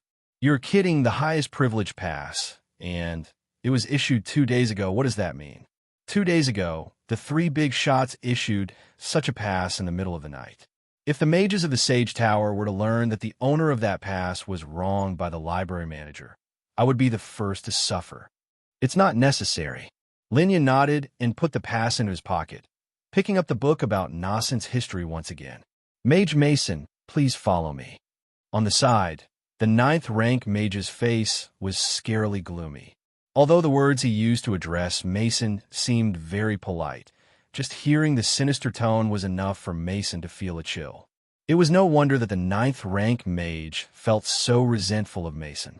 He truly had been led into a hole by that bastard. You can't just stick to reading when you're in the library. Do you want to cause trouble everywhere? And you even had to provoke someone that alarmed the 3 big shots. It's fine if you're courting death, but why are you involving me? As he stewed in his thoughts, the library manager became more and more upset. I truly only had suspicions. As he was being led away by the ninth-rank mage, Mason was still trying to defend himself. Unfortunately for him, no one wanted to listen to what he was saying anymore. When those two left the library, Lin Yun had already flipped his way through more than half of no-scent history. This was actually a time transmigration of 30,000 years. Lin Yun slowly closed the book. He didn't need to look at the rest of the contents. If the history he knew of wasn't wrong, the current period should be shortly after the destruction of the Third Dynasty. Mankind had just recently started the era of plane colonization, and there were about 30,000 years left until the eventual destruction of no-scent. This was a truly great era. Nascent's glorious magic civilization started during the colonization era. Countless resources passed through the colonies and endlessly flew towards no-scent. The magic civilization expanded at a crazy speed. The power and the ambitions of mages increased accordingly, and the magic system was overturned time and time again. The magic civilization was pushed towards a peak that could never have been imagined before, all the way up until Nascent's mana was exhausted, and the mages that could once be compared to gods fell back to being mortals. The formerly glorious magic civilization dimmed, and the world ended up being swallowed in flames and darkness. Of course, all this had yet to happen. Lin Yun put no-scent history back on the shelf and then took a book on the G-Day formula. From this book, he could see that the Sage Tower truly had a rich collection. Lin Yun had read about the G-Day formula in that decayed library in the End of Time. That place had been said to contain the last embers of the magic civilization. The books that could be stored there, even in a corner, were definitely quality books among quality books. Naturally, the two versions of the G-Day formula had huge differences. This was normal, since the one that Lin Yun had read about had been refined by countless mages over countless years. It had already been revised close to the point of perfection. Compared to that, the book in his hands could be considered a semi-finished product at best. But to Lin Yun, it didn't matter whether it was only semi-finished or not. He knew the perfected G-Day formula so well that even if he had the finalized version in front of him, it would be a bit of review. What Lin Yun wanted to do with this G-Day formula was to judge the magical knowledge of this era and what kind of level it had reached. This would let Lin Yun better understand the period that he was now in. A book on Nascent's history wasn't enough. In fact, Lin Yun's only knowledge of this era so far was the point in history that he was currently in. Nothing could be done about it. There were a lot of useful things in the end of the world, but that definitely didn't include a detailed record of history. In a world where surviving to the next day wasn't certain, who would want to pay attention to what had happened so long ago in the past? In fact, about 100 years after the mana was exhausted, Nascent's history had been almost completely severed. Lin Yun only knew about some major events that had been passed down by word of mouth through some stories. As for the details, as Lin Yun put it, all the conscientious historians died. Lin Yun sighed and focused his attention back onto the G-Day formula. At that time, someone knocked on the door of the reception room on the top floor of the Sage Tower. 3 people were sitting in the reception room, one old, one middle-aged, and one young. The old one was wearing a gray gown. He had a grizzled beard and thin figure and was issuing a few coughs from time to time, his body seeming to be in poor shape. In comparison, the middle-aged man sitting in front of him seemed a lot more lively, his hair and beard meticulously combed. And although the clothes he wore seemed neither luxurious nor ostentatious, the exquisite clothing was finely handcrafted. A person with a discerning eye would notice that they had been made by a famous tailor. It was highly possible that this set of clothes was worth enough to pay for the expenses of an ordinary family for an entire year. The youth sitting to the side wasn't even 30 years old, but the shocking part was that the cuffs of his black gown had some thin, silver lines. In other words, this was a great mage that was less than 30 years old. But in this reception room, whether it was the rich middle-aged man or the young great mage, they both had a very respectful attitude toward the old man. This was because that old man was the leader of Thousand Sail City Mage Guild, one of the 3 big shots of the Sage Tower, Solomon. In Thousand Sail City, The three big shots of the Sage Tower were legendary existences. They would rarely appear in public, and in the past few years, almost no one had ever caught sight of them. People only knew that these three powerful mages who were jointly controlling the Sage Tower had been on the path of growing as high mages for the past dozen years or so, and that they had deep and unmeasurable strength. Their existences were the sole reason that the Mage Guild towered above Thousand Sail City. No one would challenge the Mage Guild. Who would dare to face the fury of three high mages? It would be a joke. It had to be known that they weren't some kind and benevolent elders. Back in the days, the outstanding and vicious bandit group, called Blackwing, was burnt to ashes by these three big shots. That bandit group had consisted of more than 1,000 people, but ultimately, no one was left alive. "Come in." The knocking sound had interrupted the discussion between the three men. The old man could only smile apologetically at his two guests. "President Monshi, Mage Ryan, I'm sorry for the disturbance." The one who opened the door was a young mage that was perhaps almost 30. If Lin Yun were there, he would definitely be able to recognize him at first sight. That young mage had been in the library earlier, and when Mason was taken away, he had thrown a few curious glances at Lin Yun. After entering, the young mage first apologized to the two guests before whispering a few words into Solomon's ear. "Okay, I understand." After listening to the young mage's report, Solomon merely nodded and did not give the young mage a real response. In fact, he turned towards the two guests with an apologetic smile. "I'm truly sorry, President Monshi. A problem happened in the library." "The library?" When Monshi heard that, his eyelids twitched a little. "Is a Mason in the library right now?" How could Monshi not know of his son's character? Usually taking advantage of his family's influence, he didn't have any scruples doing anything he wanted. And with Mage Ryan's help, he had recently advanced and become a new mage. Feeling burgeoning pride in his recent success, he became even more arrogant, to the point that at the last gathering of the Seven Chambers of Commerce, he had casually found an excuse to punch Lockmerlin's son, almost creating a huge problem. Currently, he had poured a huge amount of money into drawing up a plan to cooperate with the Sage Tower, sending his son to the library in the meantime, as he had felt that it was less likely to come into conflict with anyone when everyone there was just quietly reading. Before he left, he had specially warned his son that the Sage Tower wasn't just any place.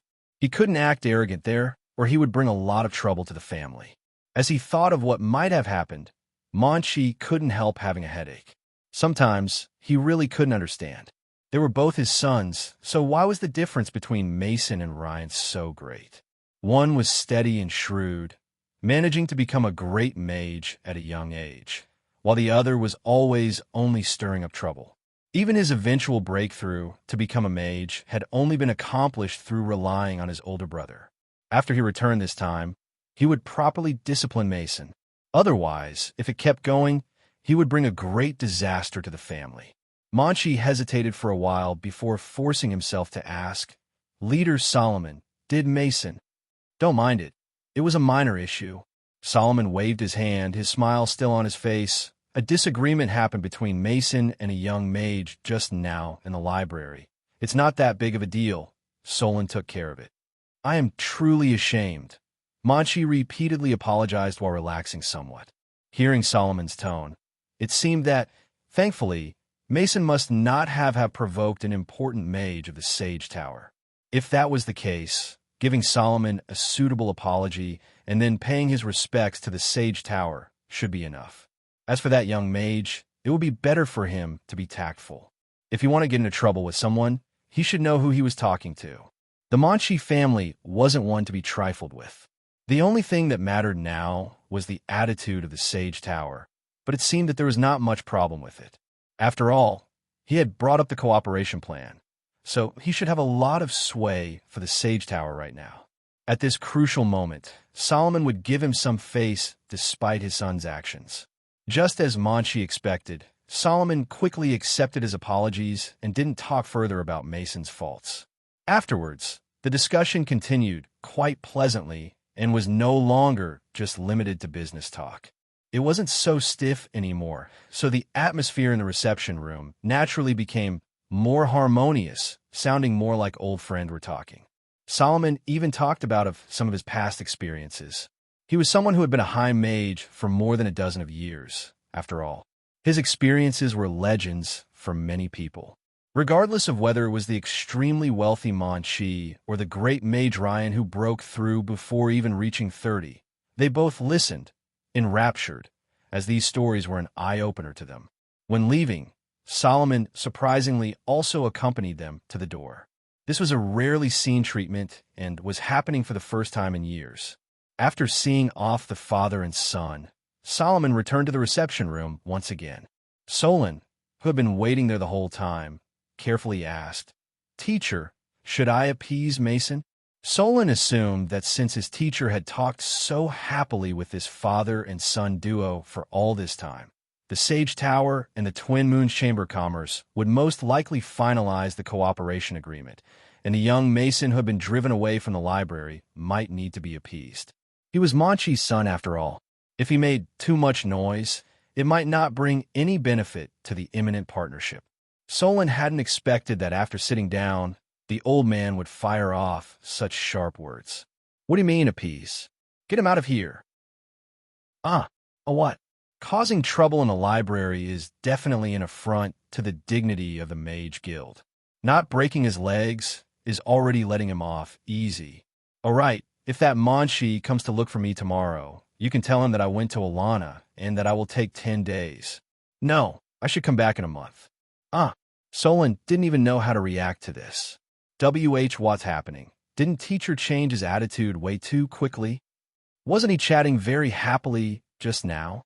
Why did he suddenly become so hostile and tell me to get Mason out of here? And then afterwards, he no longer even welcomes Mon-Chi himself? Isn't this a bit irrational? You seem rather confused about this. Speaking of that, it's not without reason that you took so long to advance to Great Mage. You are not using your brain properly. Why do you think I chatted that pair of father and son so much? Isn't it because I don't want to hear about their proposition? If not for the sake of those old guys of the Black Tower, I would have already kicked them out too. But why? Teacher, didn't you say before that the cooperation with Mon-Chi was truly advantageous? That it would bring benefits to our Sage Tower without bringing any troubles? Solomon hadn't explained his sudden change of heart, and thus Solon couldn't understand. That was before. Solomon looked at his disciple unhappily, a sneer appearing on his old face. That father-son pair really thinks that I'm clueless because I'm old. Loch Merlin's shipwreck last month definitely had the shadow of the Twin Moons Chamber of Commerce behind it. This time, Solon didn't say anything. He only glanced at the old man while having some doubts in his heart. Loch Merlin's death was a month ago, and you're only just now thinking of fighting for justice? Since when did you become so righteous? Why are you looking at me like that? Solomon suddenly flew into a rage, viciously lashing out at his disciple. Are you implying that I, your teacher, am not a man of justice? That's why you spent so long to become a great mage. It really makes sense. You really can't understand the path your teacher is teaching you. No. Teacher, you misunderstand. Faced with such vicious scolding, the young great mage was quickly driven to the verge of tears. Forget it. This isn't important. Solomon waved his hand and let his only disciple off the hook for now. What's important is that the owner of the pass is Loch Merlin's son. Since that's the case, I need to be righteous here. Why is that? Because that pass was granted for an alchemy potion. You mean the alchemy potion that we received a few days ago? As Solomon's only disciple, Solon naturally knew that a few days ago, someone had brought a potion to the Sage Tower and exchanged it for the pass that granted the highest privileges, but Solon still wasn't clear about the details of the potion. Even hearing Solomon talk about it now, he still felt a bit unconvinced. That potion is that important? If you dare to ask that in front of Thorpe, he will be happy to air dry you until you shrivel up and then turn you into an experiment. The young great mage immediately shrank back. Great alchemist Thorpe, one of the 3 people in charge of the Sage Tower. If he really wanted to turn him into an experiment, then even his teacher's reputation might not stop him. That was the only dangerous person in the entire Sage Tower that would dare to curse in front of his teacher's desk. However, after the initial twinge of fear, Solon couldn't help feeling curious. What kind of potion would make the three big shots so interested? Originally, Solon had guessed that this potion might have used some precious materials or might have been something that one of them had needed for a long time. But Solon definitely didn't expect that it would be so serious. Serious was the wrong word. Would Thorpe really have made him into an experiment for questioning the importance of that potion? I'm not just trying to frighten you. You just haven't seen old Thorpe's reaction. Excited wasn't enough to describe him when he held that potion bottle. He was stuttering and stammering as he shouted something masterpiece, something great master, something bound to be written in history books, and so on. In any case, he was in a bizarre state. The young mage became even more intrigued. Thorpe was a publicly known figure with the greatest achievements in potioneering in the entire Thousand Sail City, and he had always set his gaze very high. Even that great alchemist of the Twin Moons Chamber of Commerce didn't enter his sight, as he had always been disdainful of both predecessors and newcomers. For many years, Solon had rarely heard him give anyone the slightest bit of praise. Just hearing the words acceptable from him was already an honor. But he actually lost control of himself? Even talking about it being written in future history books. Was that potion really that miraculous? He wondered. You know me, I'm not an expert in potioneering alchemy. Solomon glanced at his disciple, giving him a rather irresponsible answer to his unspoken question. In any case, I heard Thorpe say that each bottle of this alchemy potion might bring another great mage to the Sage Tower. Just as he finished this sentence, Solon couldn't help sucking in cold air. What was all this about great master, masterpiece, and history books? The matter of great mages was far easier to understand. The Sage Tower had a total of 13 great mages, of which only 7 resided there permanently. The big 3 had usually remained in seclusion for most of the past decade, and the Sage Tower's external expansion, fights over resources, and other conflict were simply in the hands of these 7 great mages. In other words, the current Sage Tower status was half established by these great mages. That was the case with 7 great mages. If it really was like Thorpe had said, and each bottle of potion was able to bring a great mage to the Sage Tower, then Solon really didn't dare to imagine what kind of scene it would be. It was no exaggeration to say that any power that could obtain the favor of that great alchemist might easily be able to rival the Sage Tower in Thousand Sail City. This was a factor that the 3 big shots had taken into account. If that person had a way to restrain the 3 of them, then destroying the Sage Tower might be as easy as waving his hand. Thinking of this, cold sweat dripped down Solon's forehead. The bright side was that the great alchemist apparently seemed to prefer remaining inconspicuous. He hadn't made his plans public yet, whatever they were. Otherwise, he wouldn't have had a young mage deliver the potion and then gifted the pass to another young mage. The key to figuring these things out should be these 2 young mages, especially that Moffam Merlin. He should have a rather close relationship with the creator, or else the alchemist wouldn't have given him the pass. No wonder teacher would have such an attitude, Solon concluded. If it really was like teacher said and the Twin Moons Chamber of Commerce was linked to Loch Merlin's shipwreck in a bad way, and their plot was brought out to light, then that Chamber of Commerce might face the fury of an incredible great alchemist. As Solon considered the idea, Solomon concluded their discussion. Knowing the current situation, only a fool would cooperate with the Twin Moons Chamber of Commerce. The young mage suddenly sympathized with that father-son pair. In order to cooperate with the Sage Tower, they had prepared for half a year and accepted all kinds of conditions. But in the end, it wasn't as good as a single potion. Okay, I told you everything that you needed to know about this, so you decide how to handle it. Don't always rely on me. You'll take over my seat sooner or later, after all. It'll be good for you to learn how to deal with these kinds of matters. Yes, I'll take care of it. A month passed. Ever since that conversation in the reception room, Solon had felt that paying close attention to that young mage was an absolute must. From his observations, Solon found out that this young mage was truly interesting. His range of reading material was really vast, from light reading material about Nascent's history to the profound and abstract knowledge of the G-Day formula. He would casually hold a book and read it all day long. Sometimes, Solon even doubted whether there was any sort of criteria for the books he picked out, or if he was just reading for the sake of reading. Quite a few times, Solon wanted to remind him that the chance to enter the Sage Tower's library really was a rare opportunity. Many mages would even sell their entire family fortune for the chance, while he didn't seem to be cherishing it, picking random books every day, completely without rhyme or reason, sometimes reading them with great interest as though he was just reading for fun. Solon wanted to tell him that he might one day regret treating this opportunity so lightly. And today was such a day. Solon went to the library after breakfast. As always, he glanced at a particular corner because he knew that every day at this time, that young mage would sit at the same desk and would spend the whole day reading after casually picking up a book. Sure enough, when Solon glanced there, that young mage was already sitting at his seat, holding a book with a red striped cover and reading it with great interest.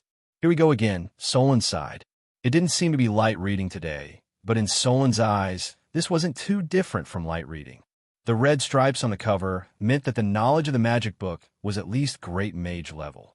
For a recently advanced first-rank mage, how could it not be leisure reading? Moreover, it wasn't the first time Maffa had done something like that. Solon even saw him reading a silver-striped magic book with great interest once.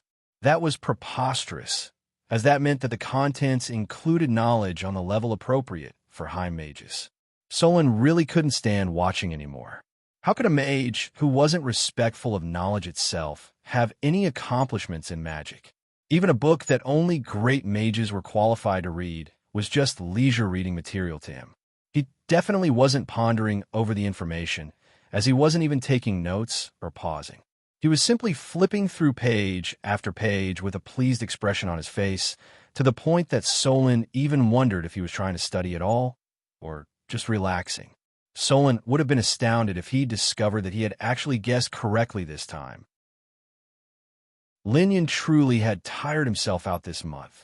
In order to quickly understand the current era, Lin Yun had swept across more than a dozen bookshelves. Such frightening reading speed. If someone else had tried that, their mind might have already melted.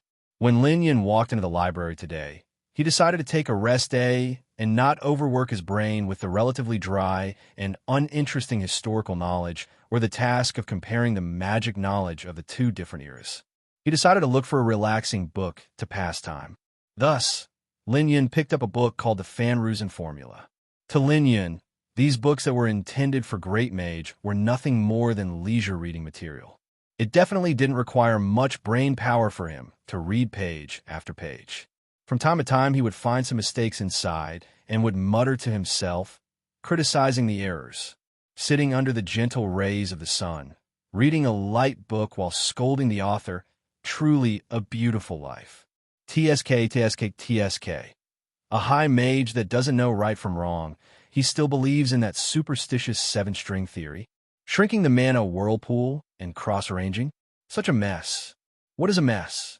When Solon approached, he happened to hear that last part and couldn't help giving that young mage a strange look. Good morning, Mage Solon. Nothing is a mess. Did you mishear? How could Lin Yun own up to his words just now? He just raised his head and answered, playing dumb. Is that so? Solon smiled and did not comment. He didn't pursue that line of questioning, as he felt that it didn't really matter. He had come over to give some reminders to this young mage out of goodwill, after all.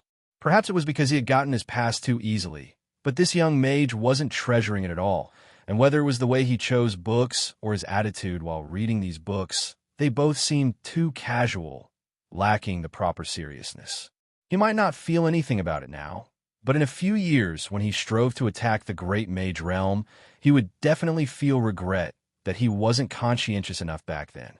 As someone who was more experienced and who could be considered part of an older generation, Solon really didn't want to see something like this happening. Sometimes, if the opportunity was missed, it couldn't be grasped again, and it would be too late for anything but useless regrets. Mage Merlin, that. Solon started talking, before hesitating a bit. Although this person was merely a first-rank mage, behind him most likely stood a great alchemist. Naturally, he couldn't lecture him in a way that might draw his ire. Eh, what? After a slight pause, Solon answered, "It's not an important matter. I just came over to ask if Mage Merlin had any requests. You are one of the noble guests with the highest pass, so if you have any requests, we will definitely satisfy your needs." After this polite opening, Solon stopped and suddenly said, "Oh right, Mage Merlin, I wonder if you need some book recommendations? I worked here for 2 years and could be considered to have some understanding of the books here." Solon felt a bit helpless about having to be so polite to a first-rank mage. He couldn't do anything about it, since there might be a hidden great alchemist behind this fellow. In this situation, even his teacher Solomon didn't want to act without thinking. Even if he wanted to give him a suggestion, he could only recommend it very tactfully. He had to consider the consequences, after all. If he was too direct, he might exasperate this young mage, and who knew what kind of temperament he might have. Thus, Solon could only inwardly sigh. "I've given you the opportunity. It's up to you whether you grab it or not." "How could I trouble you with that?" Lin Yun felt that this was a bit of an annoyance. He had finally decided to take a rest day. "What kind of recommendation can you give me? Are you disturbing me on purpose?" But declining was no good, because Lin Yun could tell that this library manager really had good intentions. Thus, Lin Yun could only say a few polite words while inwardly considering what kind of excuse he could use to brush him off. Mage Merlin is truly too polite. Regardless of anything else, you are an esteemed guest of our Sage Tower, so offering you a bit of help is definitely something we should do. The young great mage then started enthusiastically introducing a few books. "You should be a first-rank mage, right? If you are interested, I would recommend you to study God's notes. Those notes were left behind by Archmage God, the last Archmage of the Third Dynasty. He recorded all his experiences during his progress through the mage realm." All right, Farrell's Conjectures is another interesting read. Although many of his theories have already been proven to be wrong, I personally feel that the way he pondered through novel ideas with a wild imagination is worth learning from. Sure, I'll go take a look later." Despite this young great mage being very passionate about the matter, to Lin Yun, these recommendations really weren't worth mentioning.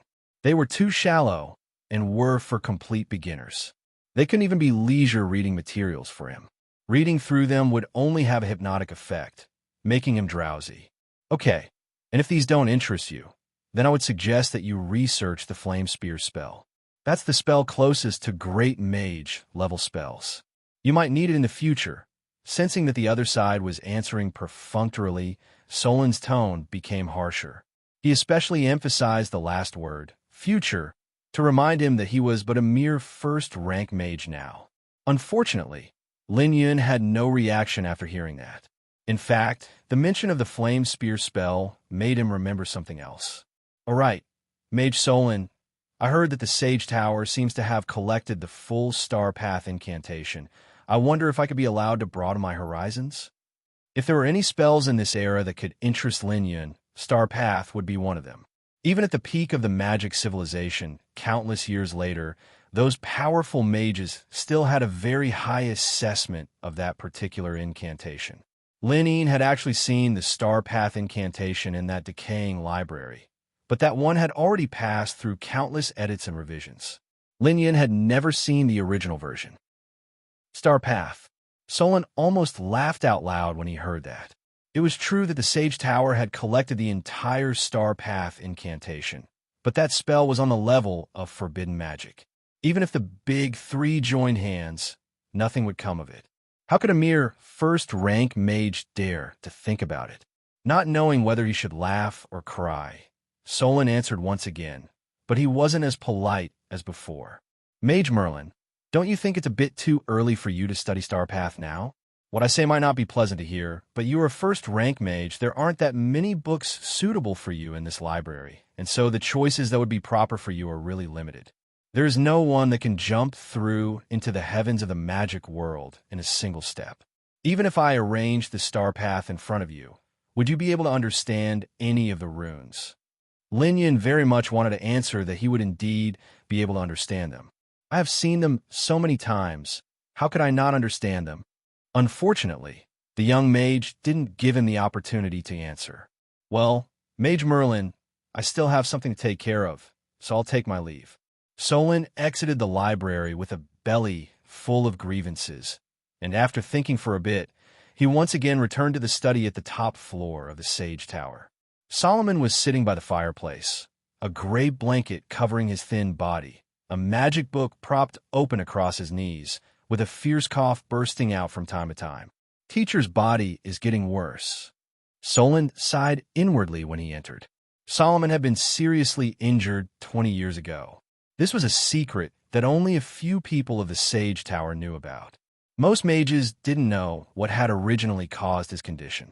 It was because of this serious injury that Solomon had lived a life of seclusion for so many years, his strength stopping at the peak of High Mage, unable to break through.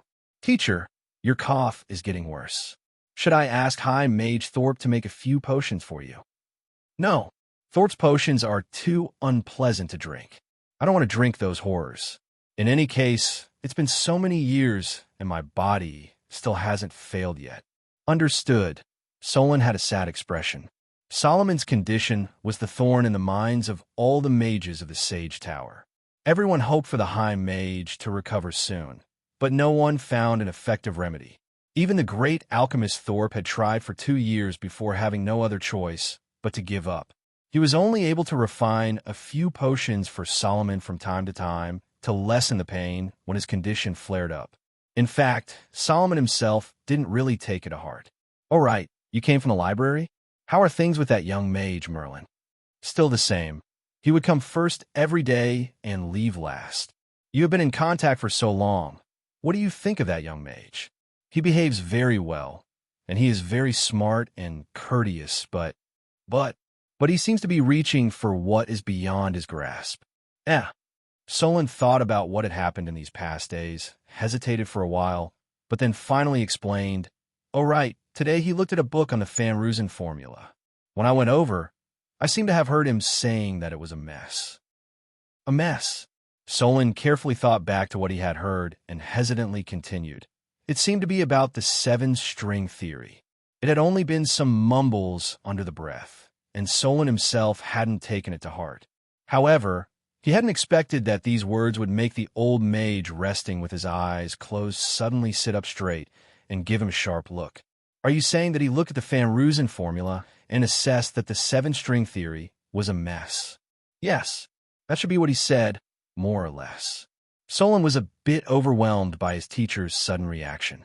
"That's not completely implausible." Solomon smiled and then chanted an incantation. A bony finger softly slid through the air as huge amount of mana gathered at his fingertip. A light that was visible to the naked eye streaked across the air in front of him, and immediately after, the entire region of space before him seemed to be torn apart, exposing a curtain made of white light. In this light curtain, a young mage was sitting at a desk, leisurely looking at a book, a smile appearing on his face from time to time while he seemed to be mumbling some things to himself. This was a replay of everything that had happened in the library earlier. The High Mage's temporal recall could even track a scene that had happened more than 10 years ago, let alone a scene that had just taken place nearby. Of course, the more recent the event, the clearer the scene would be. Even now, the scene in the light curtain was so clear that each hair of the young mage could be clearly seen. Even Solon had no problem seeing all the details from behind his teacher. The young mage was holding the book about the Van Roosen formula, flipping through the pages very quickly while having a weird smile plastered on his face, as if he was looking at something ridiculous. What is so ridiculous about it? The young Solon thought for a long time, but he couldn't understand. But the High Mage before him seemed to have noticed something as amazement suddenly appeared on his old face. When he reached the 12th page of the book, the young mage on the light curtain put the book down, and the smile on his face seemed even more derisive as he mumbled some things while face-palming. At first, Solomon's face was filled with amazement, but when he realized what the young mage had mumbled, the High Mage suddenly paled, and the right hand casting the temporal recall suddenly shook, causing the curtain of white light to flicker, making the image lose focus. "Teacher," the young great mage was worried. It was the first time in many years that he had seen his teacher forget himself in the Sage Tower. "It's nothing." Solomon shook his head as he scattered the temporal recall spell, which had already lost its stability. "Okay, you leave first. I need to think about something." "Yes, teacher." After Solon walked out, the study became quiet once again. Solomon sat still for a bit before getting up. He went to a desk at the edge of his room and sat down to begin writing a letter. This letter was written to Star Sage Juyi, one of the 3 archmages of the East. He was also the one who had taught Solomon for 20 years. Solomon wrote down everything he had just seen while using temporal recall. Solomon didn't tell Solon that Mafa Merlin wasn't the first mage who had said that the 7-string theory was a mess.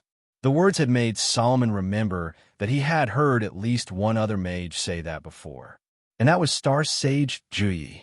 A few years ago, there had been some research done on the 7-string theory in the Cloud Tower, and the one in charge of that task was the Star Sage. At that time, he had said the same words, that the 7-string theory was simply a mess. It had sent who knew how many mages down a winding road. But the research into the 7-string theory in the Cloud Tower didn't make much progress.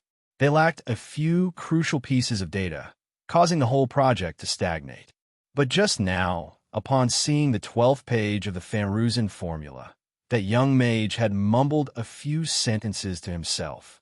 Temporal recall didn't reproduce any sounds, so Solomon didn't actually hear what the young mage had said. However, he had become very good at lip reading because of how often he had used this spell. The mage had muttered something in the Nesser language. His words contained 4 key pieces of data, and those 4 might be the key points that could prove the 7-string theory wrong. This was why Solomon had been so agitated. After finishing the letter, Solomon sealed the envelope and called for Solon to come back in. "Send this letter to the Cloud Tower. It is for Star Sage Juyi." "Yes, I will ensure that it is done." "Oh right, tomorrow when Mafa Merlin comes, invite him here. I have some things I want to ask him." "I will, teacher." When Solon withdrew from his study room once again, his mind was full of doubts and amazement. After all, Solomon's study wasn't a place that just anyone could enter. Even Monchi and Ryan had only been invited to the reception room. One of them was a rich businessman of Thousand Sail City, and the other was a great mage that wasn't even 30 yet, and they had came with a huge plan that had been prepared for months. What was so special about that young mage? But the comment about the mess had made his teacher lose his self-control and fail to maintain the temporal recall. And now he was even inviting that young mage to his study for a chat. In the end, Lin Yun didn't go to the library the next day. That day was the day of the Gilded Roses reopening. With the 30,000 gold from the auction, the old butler was a lot more relaxed. Not only had they settled Ferrio's debt, but the butler had even begun to draw up plans for the revival of the flashing gold chamber of commerce. Lin Yun originally didn't want to worry too much about it. 30,000 wasn't that big of a number, and he could just casually buy some magic materials to deal with the daily expenses. But reviving the flashing gold chamber of commerce, wasn't that a bit too much? But the old butler couldn't wait to settle that matter. After Lin Yun turned him down a few times, the old butler began to act like a rascal. He would sigh every day within Lin Yun's hearing range, talking about how he was getting on in his years and that he knew he didn't have long to live. If he suddenly departed and met the old master in the heavens, would he have to explain that after so many years of flourishing, the flashing gold chamber of commerce was now on the verge of death? In the end, Lin Yun had no choice but to make concessions. There was no point mentioning the revival of the flashing gold chamber of commerce yet, but the Gilded Rose could actually be reopened almost immediately. Thus, the 20-some thousand gold that was left over was put into renovation, employee recruitment, and material purchases. Not much remained of the money. The old butler was left dumbfounded. What can we do? We have no money left. What about the alchemist? An alchemist workshop without an alchemist. What difference is there from opening a restaurant without a chef?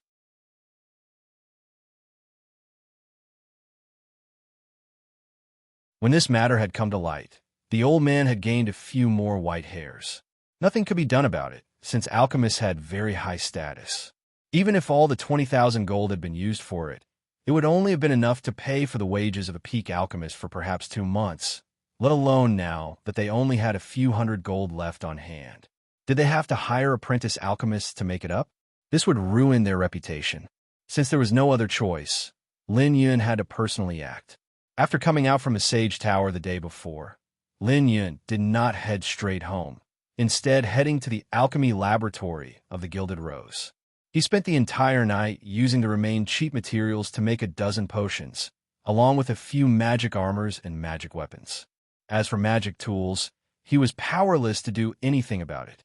He was restricted by the shoddy materials. Even if Lin Yun had knowledge that transcended the era, he couldn't make miracles out of nothing. As for the grand reopening, there was no need for Lin Yun to worry about it. This was in the hands of the old butler. Lin Yun simply handed over the results of one night of work before finding a room in the Gilded Rose to sleep. After spending the night hard at work, even an energetic alchemist wouldn't be able to handle it. Lin Yun's mana whirlpool was far more robust than that of ordinary mages, while his mind had the knowledge of alchemy far beyond the people of this era. Many problems that his contemporaries would be unable to settle were casual matters in his hands. But even if that was the case, this night had exhausted all of Lin Yun's energy, as the mana whirlpool within his body had been working on overload, almost exhausting his reserves. It was quite nice to be able to lie down for some rest. He kept sleeping through the afternoon, and when the sun was about to set, Lin Yun was woken up by a loud sound. "Someone is courting death," Lin Yun said, still half asleep, before turning to face the other side to try to rest a bit more. But it seemed that the person outside was deliberately set against him. Before he even finished rolling over, he heard a loud bang come from outside. It wasn't from the door, but from the sales counter. Cut it out already. This time, Lin Yun could no longer bear with it and angrily got out of bed, dressing himself and heading for the door. "I want to see who dares to cause trouble here." After entering the hall, he saw a group of people in a circle. A shelf had been knocked down, the counter had been smashed, and the recently decorated hall was left in a complete mess. A few employees were already ducking on the side while the old butler was arguing loudly with that group. One young mage seemed especially conspicuous. "Smash everything. You dare sell fake items to me? Don't look at me like that. You think that I'm easy to bully?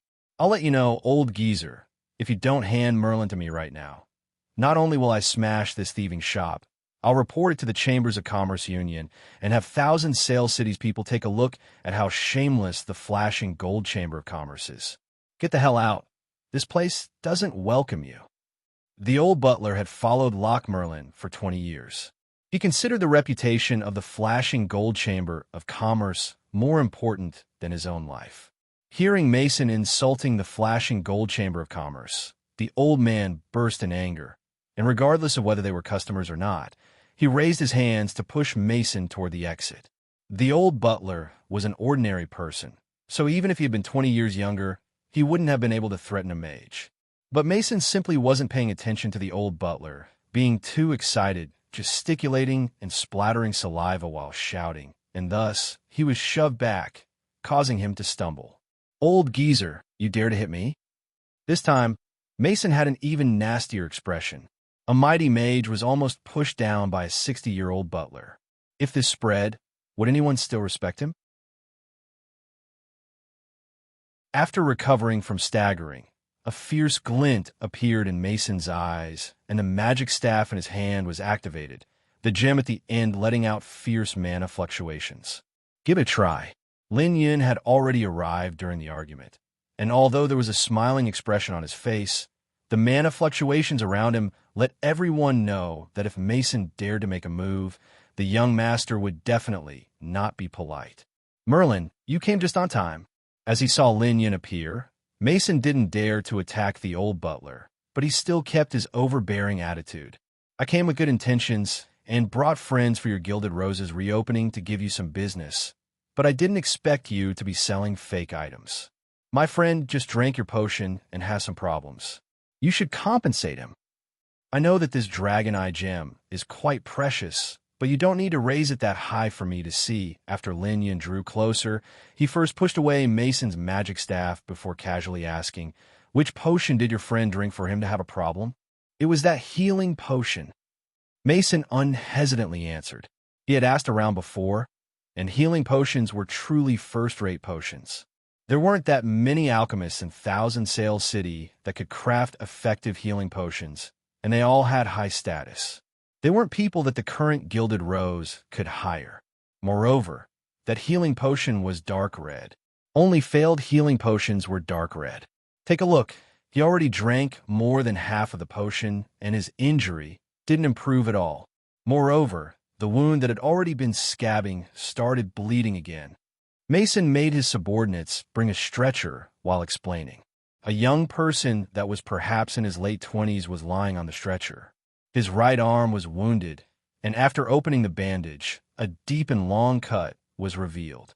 And from the bloodstains and the residue, it was evident that it had truly been healing before splitting open. I know you have no money right now and can't even afford your uncle's debt, but surely it wouldn't be good to use that as an excuse? For the sake of our friendship, I'll ask my father if he can help you.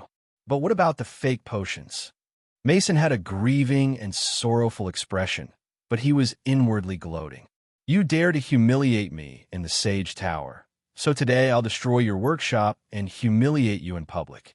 Indeed, that so-called friend was someone I spent a few hundred gold to hire. He agreed for me to cut open the wound on his right arm. As for that healing potion, I already had people throw half of it away. The remaining half should be good enough as evidence. With the testimony of that guy and the potion, you'll be the one suffering. Mason felt that Maffa's fate was as good as sealed. What will you do? Planning on saying that this healing potion is a real one? Such a joke. You could cheat other people, but you can only dream if you want to cheat me. The Twin Moons Chamber of Commerce has a great alchemist. He patted his chest and guaranteed that a dark red healing potion was definitely a failed product. What do you think? I'm helpless. My friend suffered such a huge loss. What does your Gilded Rose think about that? I have a very simple suggestion. First is to compensate my friend. I guess 10,000 gold should be fine. If you can't procure it, then you are definitely lacking sincerity. In that case, you'll have to admit that the Gilded Rose sold him a fake potion that harmed him, and then guarantee that no such things will ever happen again. Even Mason himself felt that the two conditions were harsh. The entire Thousand Sails city knew that the flashing gold chamber of commerce had gone bankrupt, and that Loch Merlin's son wasn't able to pay the debt that he owed his uncle. How could he come up with 10,000 gold for compensation? Moreover, before the matter of the compensation was even settled, he still had to publicly apologize and admit that he sold a fake potion. That would truly be a great humiliation. After that, proudly raising his head in Thousand Sail City would be a dream for Maffa Merlin. Of course, when those two conditions were put forward, Mason was already prepared to haggle over the amount of the compensation. When the time came, it would be fine as long as he insisted on the second condition. As for the 10,000 gold, he didn't care much about it, as he didn't lack money. The goal was to ruthlessly trample on that kid's pride. That sounds reasonable. Our Gilded Rose opened to do business, so if there really was a problem with that healing potion, offering compensation and apologizing is a matter of course. Who knew that Lin Yun would be extremely straightforward and not argue the matter at all? Even Mason, who had always been thinking about how to shame this guy to get his revenge, couldn't help freezing. He had prepared so many more arguments. How can he agree so quickly? Well, it doesn't matter. Saving some effort is also good. Since that's the case, then hurry up and settle it. You should compensate and apologize. I still have things to do. I don't have time to chat with you. Hey, Mason, did you listen to me? I said, if there really was a problem with the healing potion, you should understand the meaning of this, right? Or do I need to explain for you? What do you mean? Mason had an unpleasant expression. Looks like you really didn't understand. Lin Yun regretfully shook his head, inwardly cursing the standards of Nascent's compulsory education before very patiently explaining to Mason. What I mean is if there is an issue with that healing potion, we will definitely compensate and apologize. But if there is no issue with that healing potion, I wonder what Mage Mason plans to do. No problem. Mason lowered his head to look at that half-empty bottle of healing potion, and when he saw the unsightly dark red color, he steadied his resolve and declared, "If there is no problem with that healing potion, I'll eat its bottle." "Good." Linya nodded and waved to an employee in a corner. "You please come over." That employee was about 20 years old. A faint mana fluctuation could be seen on his body. He should be someone who just became a magic apprentice. Nothing could be done about that, as studying magic was very expensive. An average person without a family background like Mafa Merlin or Mason simply couldn't cope with such a huge expenditure. Thus, most magic apprentices would look for work to ease the burden. "What's your name?" "Boss, I'm called Remy." "Very good, Remy. Do you want to get a raise of 100 gold to your salary starting next month? If you're willing, roll up your sleeve." Although the young apprentice rolled up his sleeve, his mind was in chaos. His current salary was only 100 gold, so how could his salary double just by rolling up his sleeve? Wasn't that too irrational? While he was thinking about it, he suddenly felt a sharp pain in his right arm. Ugh! Remy felt a chill as he looked down and saw that his boss had given him a deep cut. Damn, I knew that an offer to double my salary couldn't be anything good. "Good. Help me test the flavor of this healing potion," Lin Yun said as he handed over the remaining half of the potion. "Don't just stare at it in a daze. Drink it fast. I still have things to take care of." Remy hesitated a bit, but he ultimately couldn't resist the temptation of having his salary doubled. He ground his teeth before drinking down more than half of the remaining contents of the potion, while inwardly hoping, "Boss, please don't cheat me." Before he could even finish his thought, the wound on his hand suddenly itched, and under his amazed gaze, the deep cut quickly healed at a visible speed. "That healing potion is real." Along with Remy's surprised shout, the others also focused on the wound, especially Mason. His mouth was open, and he couldn't seem to close it. Fuck, how could a dark red healing potion be truly real? A dark red potion is a failed potion. That's what the great alchemist said. This is definitely some sort of trick. How about it? Mage Mason, would you say that our Gilded Rose's healing potion is effective? Lin Yun talked in an unhurried voice, but the tone felt ear-piercing in Mason's ears.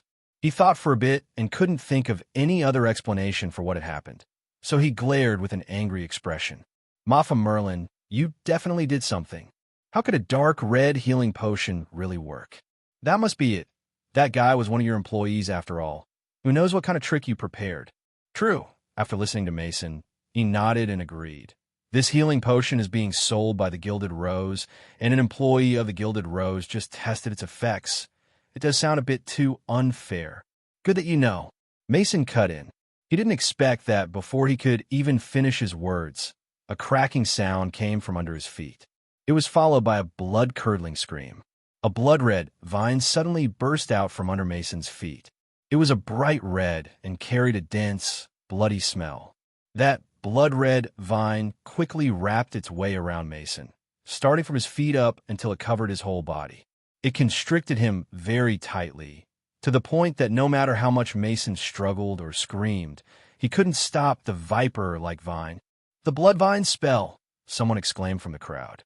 Indeed, the 5th rank Bloodvine spell. This was a truly sinister spell.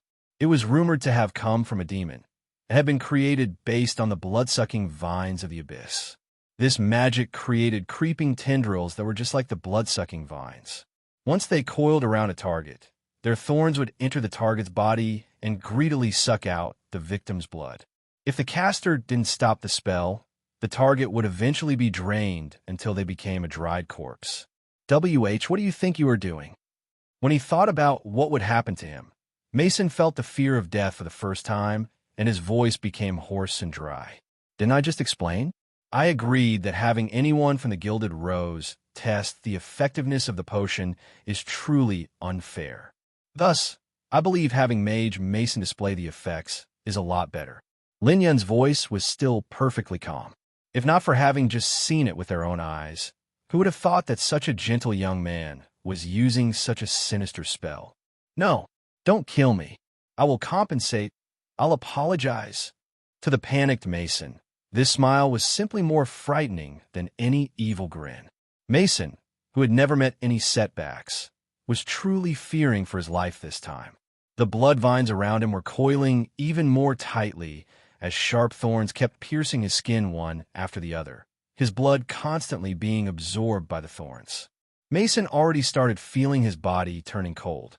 Struggling, screaming, pleading, Mason looked like a sheep under a butcher's knife. Besides incoherently begging for forgiveness, there were only desperate shrieks and rough breathing. The subordinates brought by Mason tried to rescue him, but they couldn't break through the blood vines. Even without Lin Yun's direction, those crazily spreading blood vines were keeping them away. Soon, only a passionate red mass stood out in the room. Lin Yun unhurriedly remarked, "Mage Mason truly loves making jokes. Why would I kill you? The Gilded Rose is open for business, and customers are kings. Killing is something that would never happen here. We are only having a friendly chat to check the effectiveness of this healing potion." Yes, yes. Check, check. At this time, Mason could only say that much, let alone testing the sketchy potion. Even if Lin Yun made him admit that he was a goblin, Mason wouldn't hesitate at all at this point. Good. Now we can proceed with the testing. Lin Yun looked at Mason before softly lowering his right hand that had been controlling the blood vine spell. The tyrannical blood vines withdrew underground with a burst of magical fluctuations, disappearing in an instant, as if none of this had ever happened. It felt as if they had never even been there. Mason, who had just narrowly escaped death, was the only proof that those tyrannical blood vines truly had appeared. They had tightly coiled around him and pierced his skin with the sharp thorns, leaving numerous small cuts. At this moment, Mason looked as if he had been stung by a hive of bees. Just looking at him made people feel a bit nauseous. Blood was continuously flowing out, and in a short amount of time, a puddle of blood colored the ground. Mason seemed to be at his last breath as he was laying on the ground. Even if an outstanding doctor saw his condition, he would most likely be shaking his head while sending him home to prepare for his funeral. Lin Yun put the remaining dregs of the healing potion in front of Mason, and after looking once again to check Mason's wounds, he nodded with satisfaction. This kind of injury should be convincing enough. Everyone present, including the young apprentice who had been cut a moment ago, immediately felt cold when they heard that inhuman statement. Good there, Mage Mason. I'll have to trouble you to drink this. Let's take a look at the effects. As Lin Yun supported him, Mason managed, with some difficulty, to right himself. He then struggled to drink what remained of the healing potion. The whole time, Mason didn't dare to look at Lin Yun. Those blood vines had definitely left him thoroughly frightened. The healing potion once again displayed its miraculous effects. Mason had only just drunk the last gulp, yet the bloody wounds had already started healing, and after no less than half an hour, Mason could be said to be as good as ever before. If not for his whole mage's gown still being in a mess, Mason could almost imagine that everything that had just happened was a nightmare. An extremely frightening nightmare. After finally waking from that nightmare, how could he dare to stay in the Gilded Rose? After his injury recovered completely, he was about to leave, crestfallen, with his subordinates. Hold on. But in the end, the nightmarish voice echoed once again, and Mason completely stiffened up. WHWH, what is it? Mason managed to get the courage to open his mouth, but his voice was still trembling. Mage Mason, isn't this a bit wrong? Didn't we come to an agreement? If this potion had a good effect, you would eat the bottle. Mage Mason, you can't be like this. You must act with integrity. Mason's face suddenly froze. Seeing that fist-sized potion bottle, Mason truly felt like his heart was dying. How is it, Mage Mason? Are you eating it yourself? Or should I help you? Remy, help me take care of it. After Mage Mason is finished with his meal, don't forget to remind him to compensate our workshop for the losses, Lin Yun explained while yawning. He was truly too tired. His output from that whole night of work was equivalent to what many alchemists would need a month for, and he would need to sleep well for a few days to recover. Unfortunately, his idea to go back to sleep was instantly destroyed. Lin Yun had barely turned to leave when a commotion could be heard outside the Gilded Rose, followed by a young mage pushing the door open. This young mage was not yet 30, but surprisingly, the cuffs of his gown had a silver lining. His identity as a great mage was clearly visible. Many onlookers recognized him when he entered. There was only one great mage this young in the entire Thousand Sails city, Monchi's eldest son, Ryan. It was said that Ryan had displayed shocking magic gifts when he was young, and that Monchi had originally planned to send him to Aqua Magic School. But when he was 15, a powerful master from the kingdom paid him a visit and then left with Ryan shortly after. That was 10 years ago, and fairly recently, Ryan, who had already become a great mage, returned to Thousand Sails City. Soon, everyone in Thousand Sails City was shocked. A great mage that had yet to reach his 30s. What kind of idea was that? This was a genius that might not even appear in 100 years.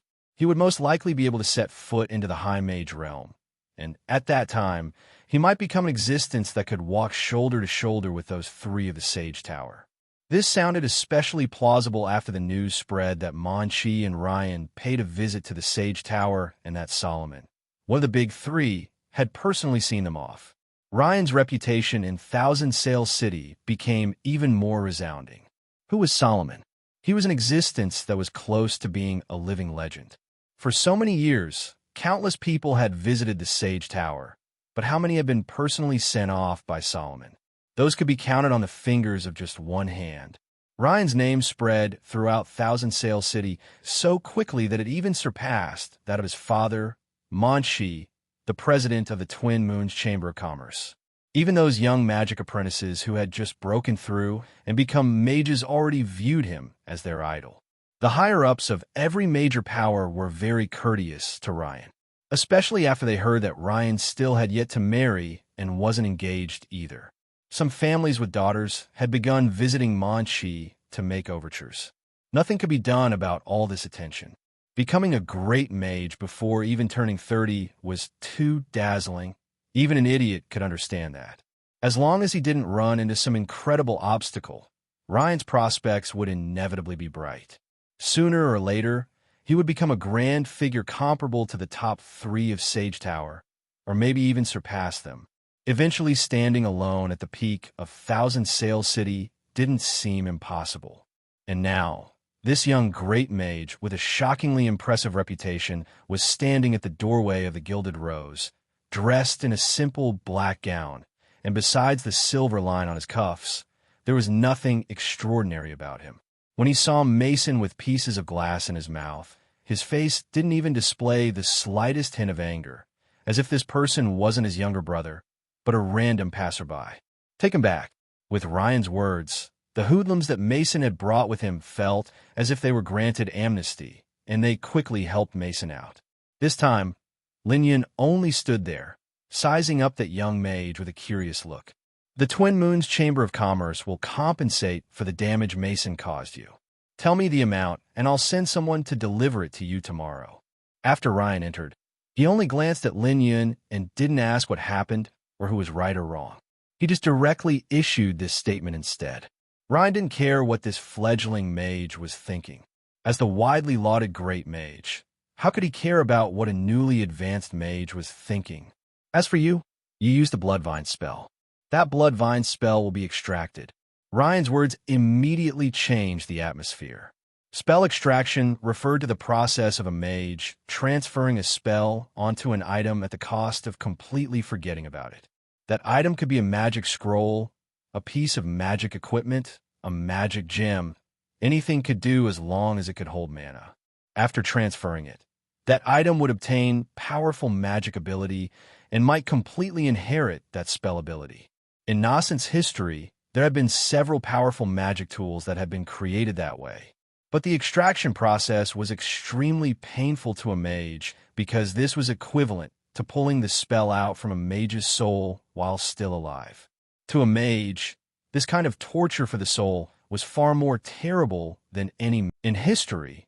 Those mages who voluntarily had their spells extracted had already reached their limits and had wanted to leave some heritage to their disciples or the later generations. With shocking willpower and endurance, they extracted the spells they were the proudest of from their souls. The number of mages who had done this of their own will, from the Third Dynasty until now, might not even amount to 10. Ryan talked about it, as if it was nothing, and asked Lin Yun to have his spell extracted. "Ryan, you are going too far." The old butler stood out with a face red from anger, shielding Lin Yun behind him. Ryan stood there looking at Lin Yun as if the old butler wasn't there. Mason was the one in the wrong, but the prestige of the Monchi family cannot be provoked. "Mafa Merlin, you should know that if I make a move, you'll feel even more pain." "Mage Ryan, you said so much, but there is something I still haven't understood." Lin Yun gently nudged the old butler aside and then smilingly walked towards Ryan. "What's the problem?" Ryan frowned slightly. He didn't like that young mage's attitude. Lin Yun stood in front of Ryan, and after scrutinizing him closely, he asked him, "Are you awake?" Ryan didn't react at first, but he then was hardly able to keep his anger suppressed. "A little mage dares to ridicule me? You brought this upon yourself." Ryan fiercely raised his magic staff, and shocking mana fluctuations immediately filled the atmosphere before a vivid red spread through the entire lobby. Amidst cracking sounds, countless blood vines crawled up from the ground. Their growth was quick and violent as they covered the lobby in a bloody color. The same blood vine spell in Ryan's hands and in Lin Yun's hands seemed completely different. This wasn't because Lin Yun's casting ability was inferior to Ryan's. It was the gap between a normal mage and a great mage being too huge. After a great mage got rid of the bindings of the mana whirlpool, their strength reached a whole new level, a completely different world. A mage that had yet to step on that path couldn't imagine how frightening the power of a great mage was. This kind of gap almost couldn't be breached. Regardless of how impressive one was at conducting mana, regardless of how skilled one was with metamagic or the process of casting spells, when faced with that immeasurably huge gap, these could all only be considered funny tricks. The earth-shattering vines instantly flooded the entire lobby. Everyone was enveloped by the frightening vines, and as long as Ryan sent out a bit of mana, the entire lobby would truly be covered in blood. In the eyes of this great mage, those below him weren't even worth mentioning. At that moment, startled shouts and cries for help echoed throughout the lobby, and even the old butler who always refused to admit defeat was now exposing an expression of fear. But Lin Yun, who stood in front of Ryan, had a smile on his face.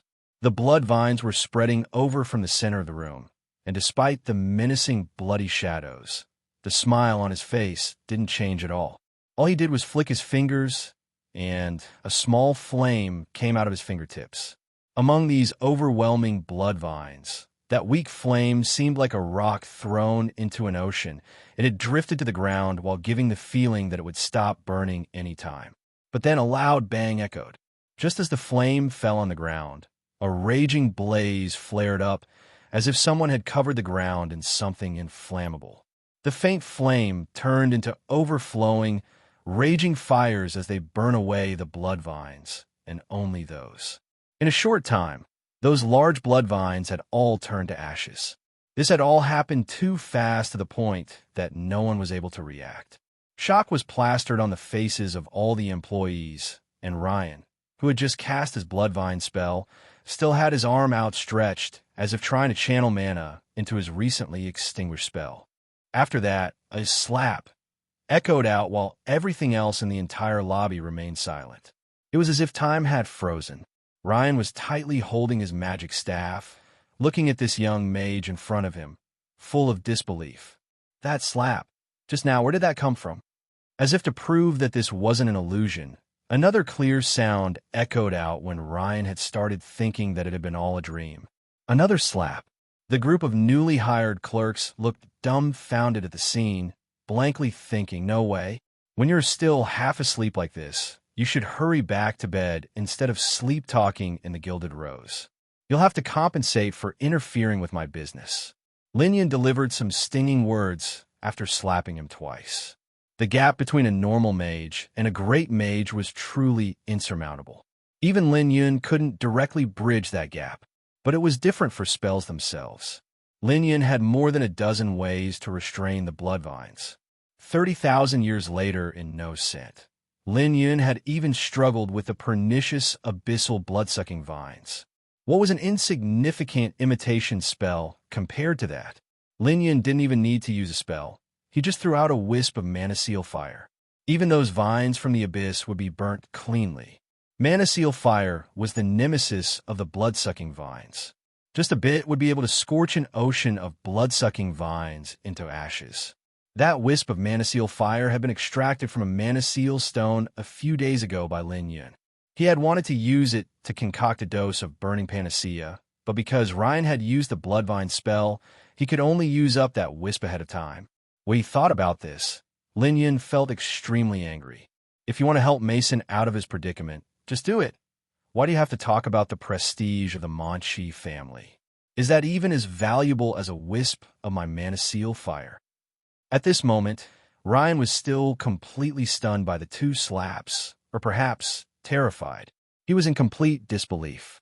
How could he have been ruthlessly slapped by a newly advanced mage, and twice? What had just happened was too unexpected, to the point that Ryan even forgot to block or retaliate. He just stood there lifelessly, his gaze filled with confusion and bewilderment. How could this happen? Wasn't it said that the power of great mages surpassed the power of the normal ones by tenfold, or even hundredfold? Isn't the gap between great mages and mages something that could never be bridged? This guy clearly only just became a mage. Why could he completely ignore my bloodvine spell? How did he do that without even using a spell? How can he slap? Countless questions appeared in Ryan's mind, but he couldn't find a rational explanation. Let alone a rational explanation. He couldn't even find a single excuse to comfort himself. He clearly couldn't just say that he was not prepared or careless to make himself feel better. If an elephant was careless, could it still be tossed aside by an ant? It seemed like nobody in the lobby could move. Ryan stood there in a daze, anger gradually joining the confusion on his face. He wanted to use the Bloodvines spell once again to prove that this gap was truly unbridgeable. But those countless questions in his mind kept reminding him to not just act without thinking. During that time, the atmosphere in the lobby became even more strange and tense. But that strange atmosphere didn't last long, because someone pushed the door to come in. Mage Merlin, congratulations. The new arrival was Solomon's only disciple, Solon. With Solon's high status, the reopening of a workshop like the Gilded Rose wasn't worthy of his attention. Solon wasn't just Solomon's sole disciple. He was also the successor of the Sage Tower chosen by the respected High Mage himself. He would become the new leader of the Mage Guild sooner or later. He represented not only himself, but also Solomon, and even the entire Sage Tower. Even if he wanted to come to see this new shop, he would have to take into consideration the reactions of all the forces that might notice. But today was truly a bit special. After the discussion in the study yesterday, Solon decided that he would definitely have a proper discussion with that young mage the next day. Thus, Solon had waited in the library all day, but even after waiting for the whole morning, Lin Yun still didn't arrive. In the end, he felt so fidgety and impatient that he sent someone to inquire. Only then did he find out that it was the day of the Gilded Rose's grand reopening, so the young mage wouldn't be visiting the library today. This got Solon a bit worked up, who was thinking at the time, I have so many unsolved questions. How could you not come? Forget it. I'll visit you myself. Thus, Solon took 2 scrolls of the Sage Tower as a congratulatory gift and rushed to the Gilded Rose, burning with anxiety. The building itself seemed oddly damaged, but perhaps that was a choice of style. When he opened the door, Solon felt as if his brain had short-circuited. What? What happened? That young mage with both cheeks swelling. Isn't he the famous son of the Manchi family? Great Mage Ryan of the Ash Tower. How could he look so awkward? Both sides of his face have clear red imprints. Has he been slapped by someone? That can't be, besides perhaps the big 3 of the Sage Tower, who would even be able to slap a great mage in Thousand Sail City. No, this must definitely be some sort of magic ritual I don't know about. But in that case, why is Great Mage Ryan's expression so strange? Has he truly been slapped twice by someone? Alright, there is also that young mage, Motham Merlin. Why is he standing in front of Great mage, smiling so leisurely like that. Isn't that attitude a bit too arrogant? As he processed this strange scene, Solon started feeling rather regretful. Why did I have to arrive with such timing? Such a tense atmosphere doesn't bode well for our interaction. Solon gulped awkwardly and forced himself to break this deadlock. Great Mage Ryan, such a coincidence. We haven't seen each other in a while, but you still look as elegant as last time. Solon merely said that out of politeness, but to Ryan, it didn't sound like that. This time, Ryan really wanted to swear. Do you fucking have to speak bullshit? I got slapped twice. How could this possibly appear elegant? Great Mage Ryan, I didn't mean that. As soon as the words left his mouth, Solon had also realized that he had misspoken. He wanted to quickly remedy it, but he didn't know how he should do it. Never mind. After Ryan took a deep breath, using the opportunity created by Solon's appearance, Ryan regained his bearing. As he calmed down, the bewilderment and confusion on his face slowly disappeared. Everything had happened too suddenly. He had been completely caught off guard by the circumstances. A mage had broken his Bloodvine spell and then slapped him twice, leaving him in a stupor. But Ryan was a genius who had broken through and become a great mage before he was even 30. After all, after finally calming down, it wasn't hard to figure out that this fellow simply knew the weak point of Bloodvines, and that he wasn't actually powerful enough to bridge the immense gap between mages and great mages. With this understanding, Ryan's mood finally calmed down. As long as this was the case, he would get back at him for everything that had happened today, sooner or later. But he definitely couldn't act today, because of Solon's appearance. Solon himself was a great mage, and he was also High Mage Solomon's precious disciple. His arrival itself represented the Sage Tower's attitude. Ryan, who had just calmed down, was greatly agitated by this new discovery. Why would the Sage Tower suddenly display such goodwill for a young mage of a declining family? What did that mean? No good. I have to return and consult with Father about this. Mage Merlin, I hope you'll have such good luck again next time. With these words, Ryan turned around and left, not even greeting Solon. Upon hearing Ryan's parting words, Solon had stiffened in astonishment. It couldn't be right. His gaze drifted over to Lin Yun before stopping. The sentence was self-explanatory. If Solon only had an inkling before, he was now certain. That Merlin was most likely the culprit behind the red imprints on the young great mage's face. Oh God! When he thought about this, Solon couldn't help holding his breath. That was a genuine great mage. Even if his hands and legs were tied, he would be easily able to kill a few novice mages just by opening his mouth. How could this be? How could he be slapped twice by someone like Maffa Merlin? This is too irrational. How many secrets does this young mage have? I have to tell Teacher Solomon about this matter. Congratulations, Mage Merlin. I hope that your business is ever thriving. This is a small congratulatory gift. I hope you'll like it. See you later. After quickly blurting out these words, Solon didn't even wait for an answer as he thrust the 2 scrolls into Lin Yun's hands before running away. After Solon left, Lin Yun did not return to his room. Instead, he washed his face with cold water and then picked up the 2 scrolls before heading to the place where he had overworked himself for a whole night, the alchemy laboratory.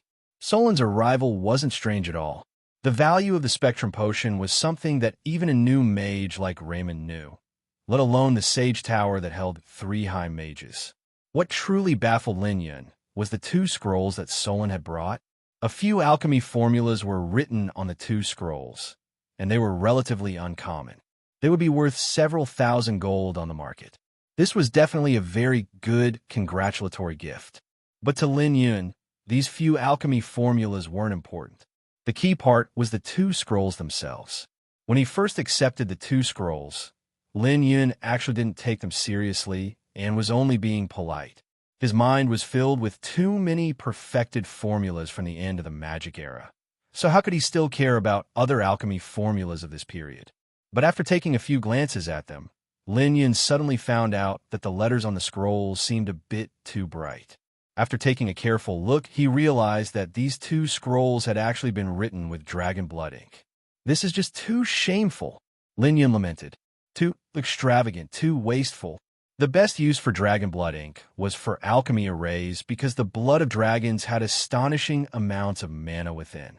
Not only was this mana very easy to control, but it could even be brought to its full potential with only a few runes.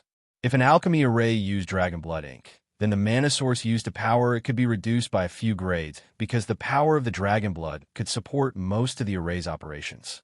The mana source would only take an auxiliary role. But here, that dragon blood ink had been used to write a few mere alchemy formulas. Do you need to use precious dragon blood to write an alchemy formula? I wonder which bastard wasted so much. Lin Yun kept swearing while carrying the 2 scrolls toward the alchemy laboratory. He was unaware that in the distant cloud tower, an old mage sneezed. Afterwards, Lin Yun started getting busy. The always stingy and economical Lin Yun was surprisingly extravagant this time. All kinds of magic items came out, and many bottles of reagents were set up. Lin Yun spent a whole 10 hours, working from the afternoon into the night, not taking any breaks.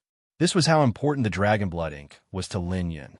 Mafa Merlin's body was far inferior to that of the average mage. After all, if not for Lin Yun's arrival, with Mafa's talents, he might have never become a mage in his lifetime.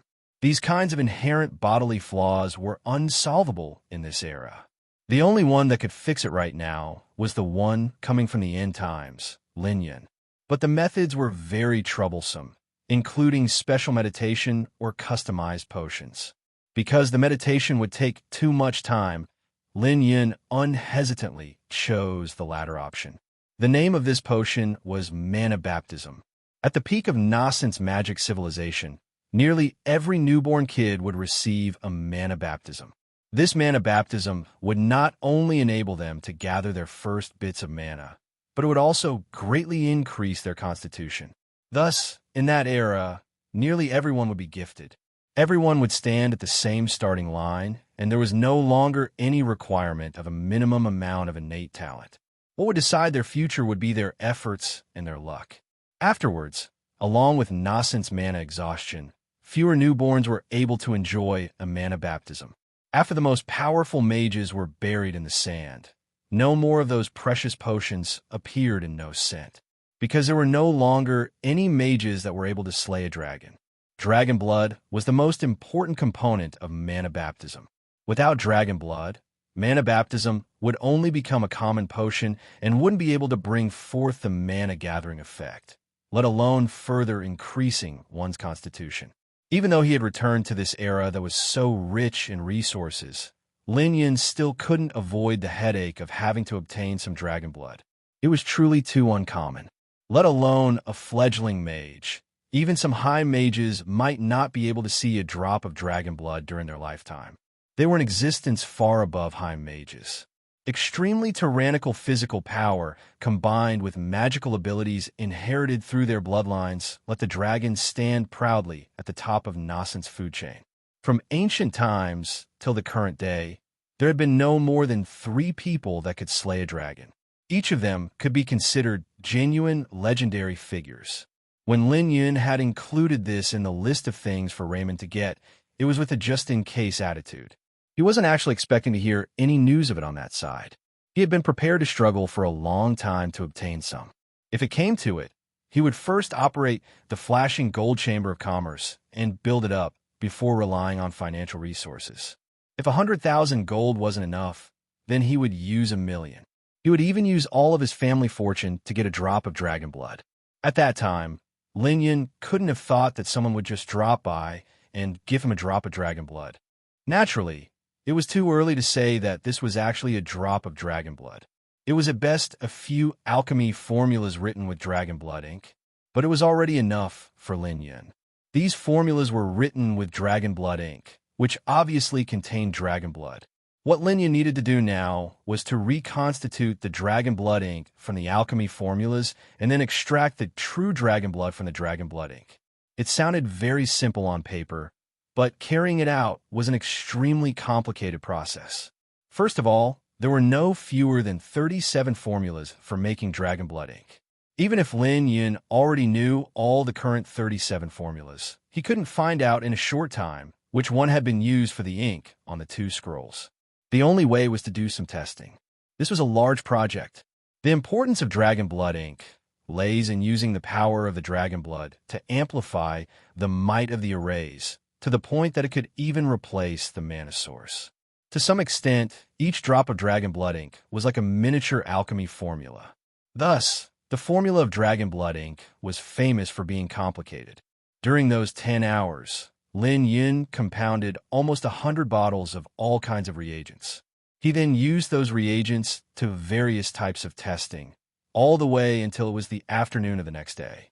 After a whole 24 hours had passed, he had only eliminated 2 of the 37 formulas for sure. By that point, Lin Yun was no longer able to keep going. Analyzing the dragon blood ink's formulas wasn't something that could be completely solved with just the reagents. It relied more on the alchemist himself, while the reagents were only the materials. Analyzing the formulas would consume a great amount of energy and mana. Ordinarily, it would take a group of a few alchemists, sometimes even a dozen, working together to carry out something on the level of the dragon blood ink analysis that Lin Yun was doing. If word of his feat spread out, it might frighten many people.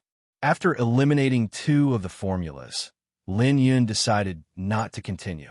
Otherwise, he might collapse before managing to extract the drop of dragon blood. He washed his face with cold water and then told the old butler that unless he gave his authorization, no one was allowed to enter the Gilded Rose's alchemy laboratory. After doing that, Lin Yun returned to his room to sleep for 20 hours straight.